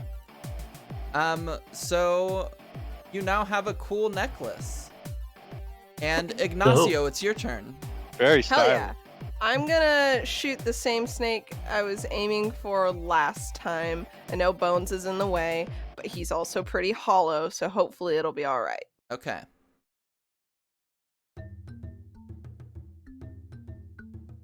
Oh, nice. Trick shot! Snap. Hey! I shoot it between his ribs. You do get No sneak bones attack about on it. this, so all of your dice are doubled. Oh, Oh fuck. shit. That's gonna be Okay. nasty. Okay, how many what am I rolling here? I'm So, rolling You're rolling. 3d6 plus 2. Yes. Well, actually, it would be 66. 66, yep. Fuck, you're right. Yeah. Okay, hold on. Fuck, really? God damn. Ding dang rogues. Crits are great for rogues. Yep. Big rogue Yeah. energy, man. Okay, you do put a space. I just gotta make sure. Because I don't want to fuck this up. 6d6 plus 2. There it is. Oh my god. 21. Nice. I guess you could say it's a bones day. It Your- is a bonus Your day. arrow flies through the skeleton's rib cage, slamming into multiple of these snakes as they're kind of congregated together, dealing them a heavy, heavy blow. But they still have a few that are wriggling around, but they do not look good. Is there anything else you'd like to do for your turn? I am. Hold on just a moment as I check something. I don't think so though, actually. Okay. Yep. No, I'm good. I'm all set. That's good for me. All right, so your bony pal is going to raise up their sword once again and slash down into these last few snakes trying to hit. And they succeed. They roll a 16 to hit, slashing across the last few ones, dealing 4 points of damage, which is just enough to slice through the last snakes. And that Nice. group is now dead. Ah. And it moves up to help with the rest of the snakes. Yaskir, it is now your turn.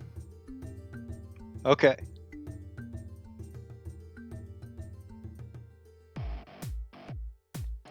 Let's see. I do have healing ward. I could cast on Finn. Yeah, absolutely. Do you want to do that? Yeah, that sounds like a good idea. Okay. Cool. So what does it look like as you're kind of further away and you cast this magical energy into your words to heal some of Finn's wounds? What do you say? Cheer up, buddy.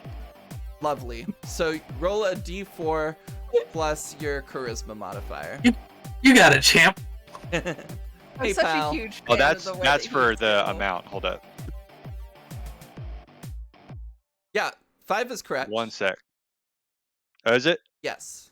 So you rolled a 2 on the d4 and then it's plus 3. So 5 total. Okay. So Finn, your wounds heal a little bit. Some of that kind of like large pierce in your skin fills as you heal for 5 points of damage. Much better. Nice. Thank you. Also, you just took 7 before. Why's your health so low? Did I hit you Yeah, again? because he lost like 10, but I thought he only took 7. I did take 7. It was at 24. Oh, okay. I'm blind. You're good. Just because like part of the snake is over like where the second digit of your health is, so it Mhm. looked like a 20. Oh, yeah. That is weird. Yeah. Okay, so that was your bonus action, Yaskir. You can still Vicious Mockery with your action, or you can do something else with your action. All right, I will Vicious Mockery. The rightmost big snake.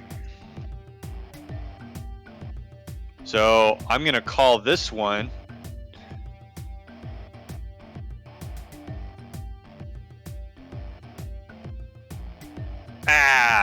I don't know. I'll call him Skinny again.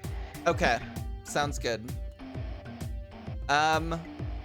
So you cast Vicious Mockery. They roll a d20, see if they can beat your 13, and they do not. They feel incredibly self-conscious. Go ahead and roll a Nice. d4 for damage. 4, nice. Nice. So this Very one nice. hadn't been hit yet, but now its feelings are hurt a bit. And next up is Finn. Take that, sir. I said good day. I hope you feel mocked. Sufficiently mocked. Viciously. So I'm gonna switch back to my rapier, putting away the the crossbow because it's not very helpful right now. Mhm. And I am going to I'm gonna attack using my rapier at the big poisonous snake to my right. Okay, love it. So go ahead So- and roll to hit. What ho! Oh, 24 absolutely hits. yeah, and that For- does 11 points of damage because I am a duelist. 11 points of damage. This snake is not looking great anymore, but it is still up and active. Action surge, bitch. Oh, Yeah! nice! You find it within your energy for one more attack. Go ahead and roll to hit. Once again, I will use my rapier with a 15. 15 is enough. You slash into it. What does it look like as you kill the snake? I imagine so. The first strike kind of gets it, like in the middle, towards the middle, and like as it's reeling from the pain, it like lashes out at me, and then I stick the point of the rapier straight through the its open mouth, fangs bared, and it collapses on the tip of my sword. Love it. Shake it off. Perfect. Ah, finally. Nice job, Finn. Thank you. That was cool. And you still have a bonus action and movement if you want to use either of them. I just had that was my bonus action. Oh, to was the action action. surge. You're right. Yeah. You're right. Actually, What? no. Action surge doesn't take a bonus action. Oh, Mm-mm. You just oh, do so it. I have. Okay, cool. Well, shit. I don't know how I have so many options. I don't know what to do with my hands. Yeah. So, shit. I'm gonna just move around to the side here. Okay. Perfect. Sounds good. Yeah. So now it is the snake's turn. The giant poisonous snake is going to... Gosh, I think it's gonna go for the skeleton. Oh no, not bones.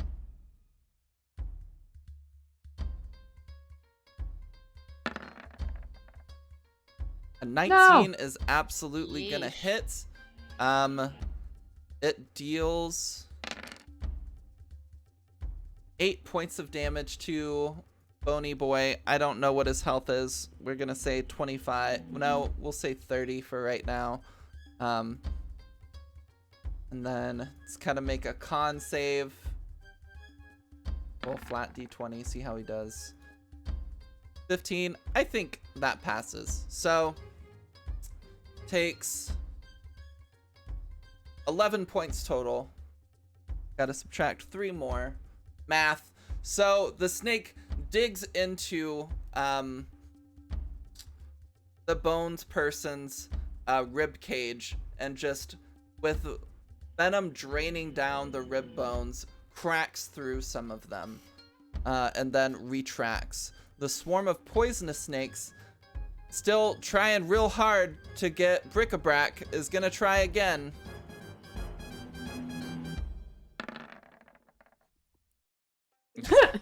No. Bric-a-Brac is tap dancing around snakeheads. That is some impressive Absolutely. footwork. Yeah, such Them good gumbo footwork. legs. I'm classically trained. They miss again, and it is Corvus's turn.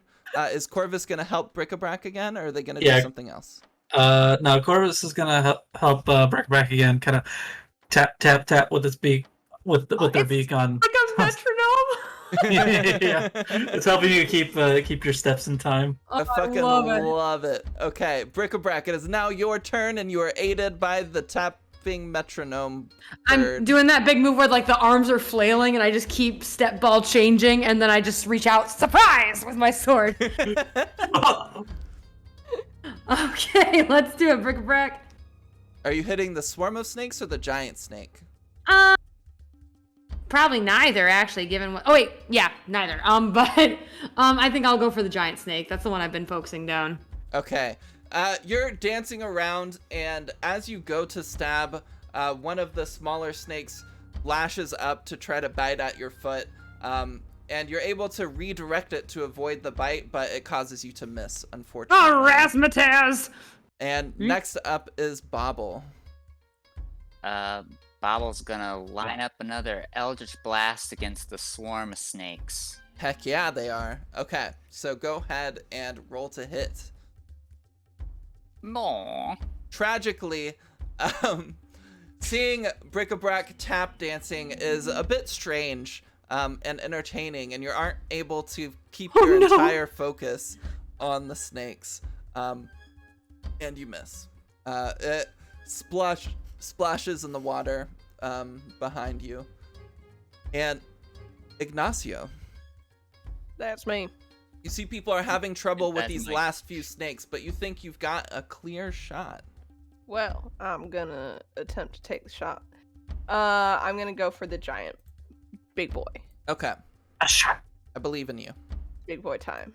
This better work. I'll be mad. Whoa! 20 Hey. absolutely works. Flat 20. And Okay. this is sneak attack as well, because you have Yeah, because I allies have next to it. allies. I was joking in the Discord chat, but I'm just gonna use Bones to Bones to stand next to the people I'm attacking, so that I always have sneak attack. Absolutely. That's 16 points of damage. What does it look Oof. like as you kill this giant snake? He's about to fire this off again, and he just before he fires it off, he kind of says, "Y'all better duck, Bone Jangles," and he sets it off to Bone jangles. Bone jangles. Bone Jangles ducks, and right as they do, this arrow flies where their head was and slams into the snake's head, causing it to lash back wildly and then eventually perish. then perish. And is there anything else you'd like to do with your turn? I'm going to just kind of get a better shot at the last guy. If I need to use it, I'm gonna run up over here. And if it's too long, we'll just say I used my cunning action to dash. Okay, cool. That works. So now, Bones person runs up, moves a little bit to try to get a better angle on these snakes, and is going to attack.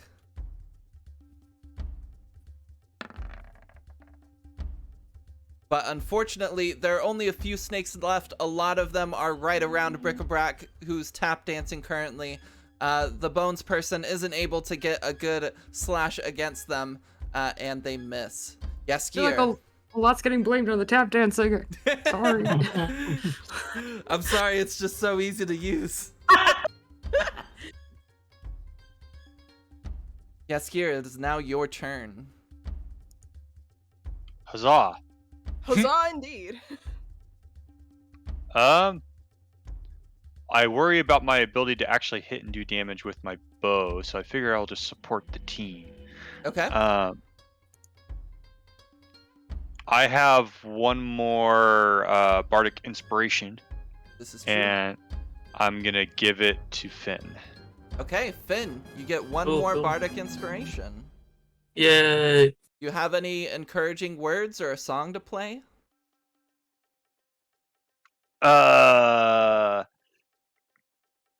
You Been got this. Stairway to Heaven this entire Stairway, time. Stairway to Heaven. Stairway to But Heaven I'm gonna is coming to continue it. where I left off last time. Okay, perfect. I love it. Finn, it Yeah. is now your turn. Such a good song. I hope I get to hear it all in one go.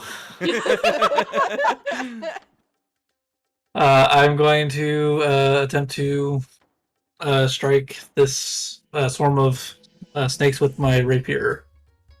All right, you got this. I believe in you, buddy. Nice. A swing. I'm playing it. I'm Yeah. playing it. Nice. What does it look like as you kill this last group of snakes? It kind of looks like I'm using my rapier to pick up trash on the beach. I'm just like stabbing into the heads of each of these little fucking snakes. Like, go, do. Love it.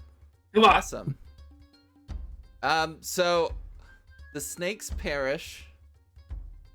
And Huzzah! suddenly, all that is Oh, no. left is all of you standing there with a strange bone person and the presently unconscious form of Brandon Waters.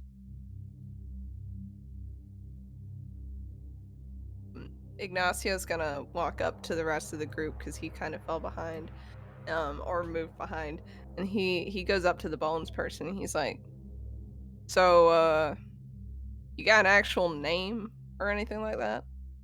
And one of those RPG dialogue boxes appears suddenly, where it has like a cool artistic rendition of the Bones person.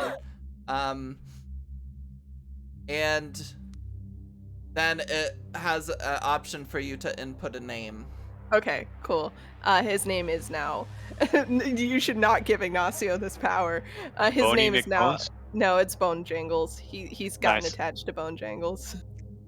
Had to be good. Well, Bric-a-brac. Bone Jangles. I don't really So- remember a name from before, but I kind of like you calling me Bone Jangles. And I like calling you Bone Jangles, so it works out. Do you want to go back in the pack? You want to stay out of the pack? I kind of destroyed the pack. Yeah, you did. Yeah, I'm sorry. That's fine. I got pockets. He does go back and start picking up all the shit that fell out of his pocket. Bric-a-brac raises their hand like a kid in school. Yeah. Ignacio. Yeah. Ignacio. What's up? That's a skeleton. I They're- am aware. They're very dangerous fiends. I can dispatch Bone Jangles for you. It is my job. No, but I- I was stuck in that place for so long, and then those cultists were using me to guard something, but then now I'm free. Yeah, no, they're free, Bric-a-brac. I'm for sure insight checking everything that just happened. Free or under new management? Insight check. Yeah, absolutely. Ooh, does anybody know how to bring an unconscious person back to consciousness? It's a 9. You That- feel oh, like this skill. person would die for Ignacio. Again. Well, if you love Ignacio like I do, he is one of my oldest friends. Then I guess you could be a part of the team and I don't have to dispatch you. You Okay. could dispatch him if you wanted. I would support it. No, I'd thanks, rather blah, blah, blah. Y'all didn't. I'll be honest. He did help us out just now. I don't see why dispatching's necessary. Sorry, whenever skeletons have showed up in my job, I usually have to take 'em out. Understandable. I expect it coming from you, but from Mr. Mistopheles over here with the snake, I thought he'd be more understanding. I do not trust what he did with the cult. It'll be fine. We can handle him if he starts acting up. And I'm we be pretty on sure like we a can take him. 3 strikes kind of situation. Yeah, we can do a strike system. I see no problem with that. I would understand that. I can only count 2, 3. So That's Can I- all you need, really. Can I do a 3-strike system for you as well then? Cause you look kind of weird. I mean, you can. I just don't think you're gonna win if it comes to blows. No offense. Bobble Wait. comes up We'll and see about that. backslaps Bojangles. Ah, Do what not the talk heck? to her like that. Brickback, you can then- only count to 3? Oh, I tried the next one, but it made my head hurt real bad. Don't you have It's easy. 4 After limbs? 3 is You 9. should be able to count at least that. I'm Yeah. never gonna remember any number you tell me after 3. So this is a long walk for nothing. This is all fascinating, but we have an unconscious man over here. Oh, yeah. I I can do. forgot about that. My hands can make it wake up. Hold on. That's such a weird way to phrase it. There's Here, no here I magic come. that- I'm gonna lay my hands on him. Go off, I guess. How many points are you gonna give him? Pod. I don't know how to count more than 3. I 3. I guess I'm gonna start with the biggest number I know. And see what here we go. 1, 2. What does it look like as you use lay on hands? Bric-a-brac has 4 fingers all together.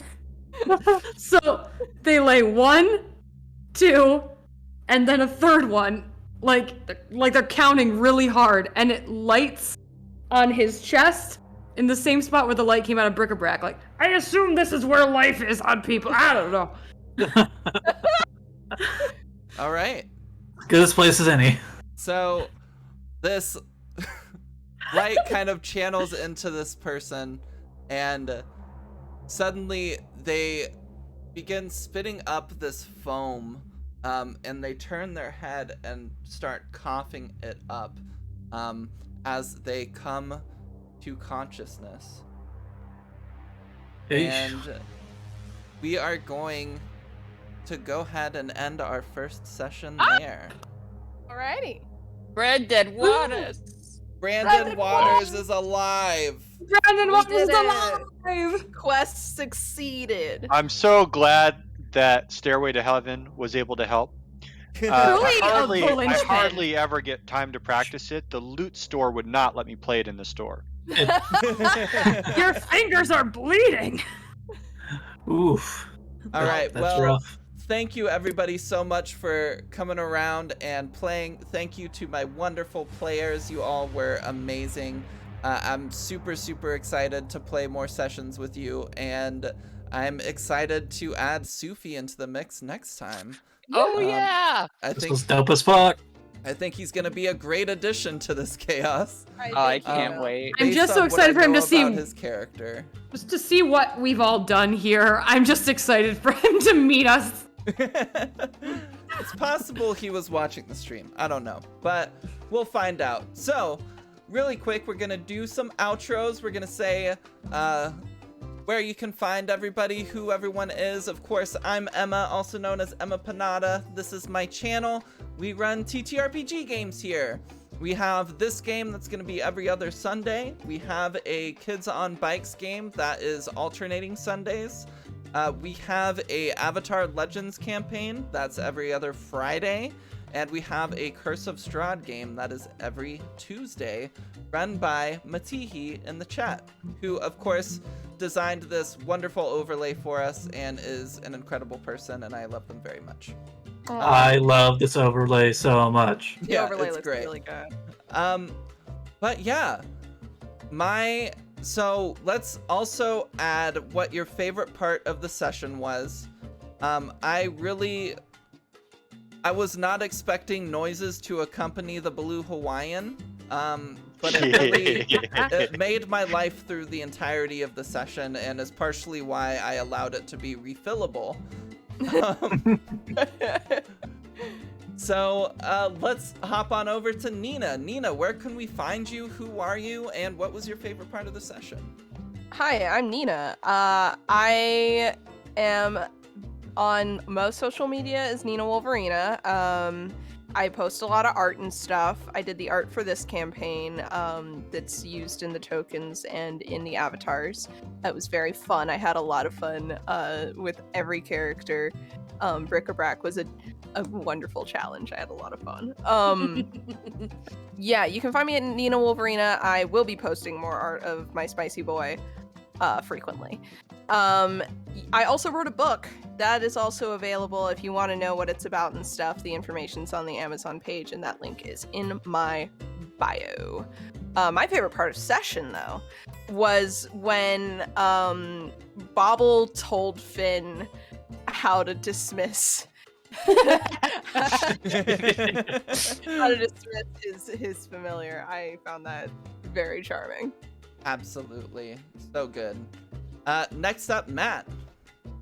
I'm Matt. I played Finn. I don't really have a presence online other than just regular stuff. But my favorite moment of this session was honestly everything to do with Bric-a-brac, especially my interactions with them. It's everything is just a mile a minute. I love it. Oh, yeah. Absolutely. It's so good. And next up, Corey. I don't really same as Matt. I don't really have much of an online presence. I do doodle a bit and I game a lot, but I don't really share what I do online. But this campaign I feel like is going to inspire me to draw a little more, so I might share some of that at some point. Favorite part of the session, Bobble and Bric-a-brac's interaction was awesome, and then I loved the Blue Hawaiian. And I also liked that I was able to be useful in combat despite not actually physically doing direct damage with a weapon. Yeah, it was great. Bards are great for support. Big fan. Aaron. Hi, I'm Aaron. I am one of the two folks responsible for Trixie Wizard Comics. You can find us at Trixie Wizard on Twitter and Instagram, TrixieWizard.com. This February, look forward to our Kickstarter for our card game Witchy Cakes. It's going to be a lot of fun. It's basically a bunch of witches making crazy cakes, trying to build the tallest one. It's a blast. My favorite part of the session was absolutely the surprise window into Bauble's backstory. I immediately want to know more. I'm nervous, and I want to know about this narrative crunch it's going to bring, whether Bauble's going to stay with us. I hope they do, because instant friendship. So yeah, I can't wait to see what comes of that book. They're contractually obliged to stay, so Yeah, otherwise Emma has to I pay me signed a money to form. make a new character Yes, to art. it's not Also, allowed. to be fair, you won me, so I think I have to go with you if you leave me. I'm Oh, taking this whole no. thing down with me. It is sealed. All right, and Graham, where can we find you? Who are you? And what was your favorite part? Hi, I'm Graham. You can find me at Throcketman on Instagram and Twitter. I'm not active on either, but you might get a good nugget or something every couple months. But my favorite part, I think, was winning Bric-a-Brac, and then all of the just learning about them throughout the course of the game. Yes, absolutely. It was perfect. Yay. Thank you so much once again, everybody. We are going to raid another TTRPG stream. Please stick around and show them some love. They seem like cool people. I don't really know what they're playing, but they seem fun. So thank you again for sticking around and hanging out with us tonight.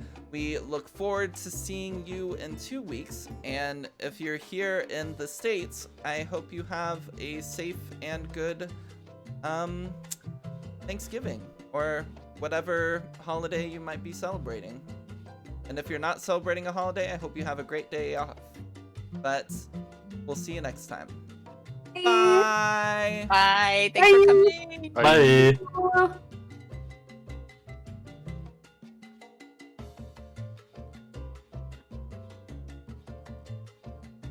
Alright, and we are clear.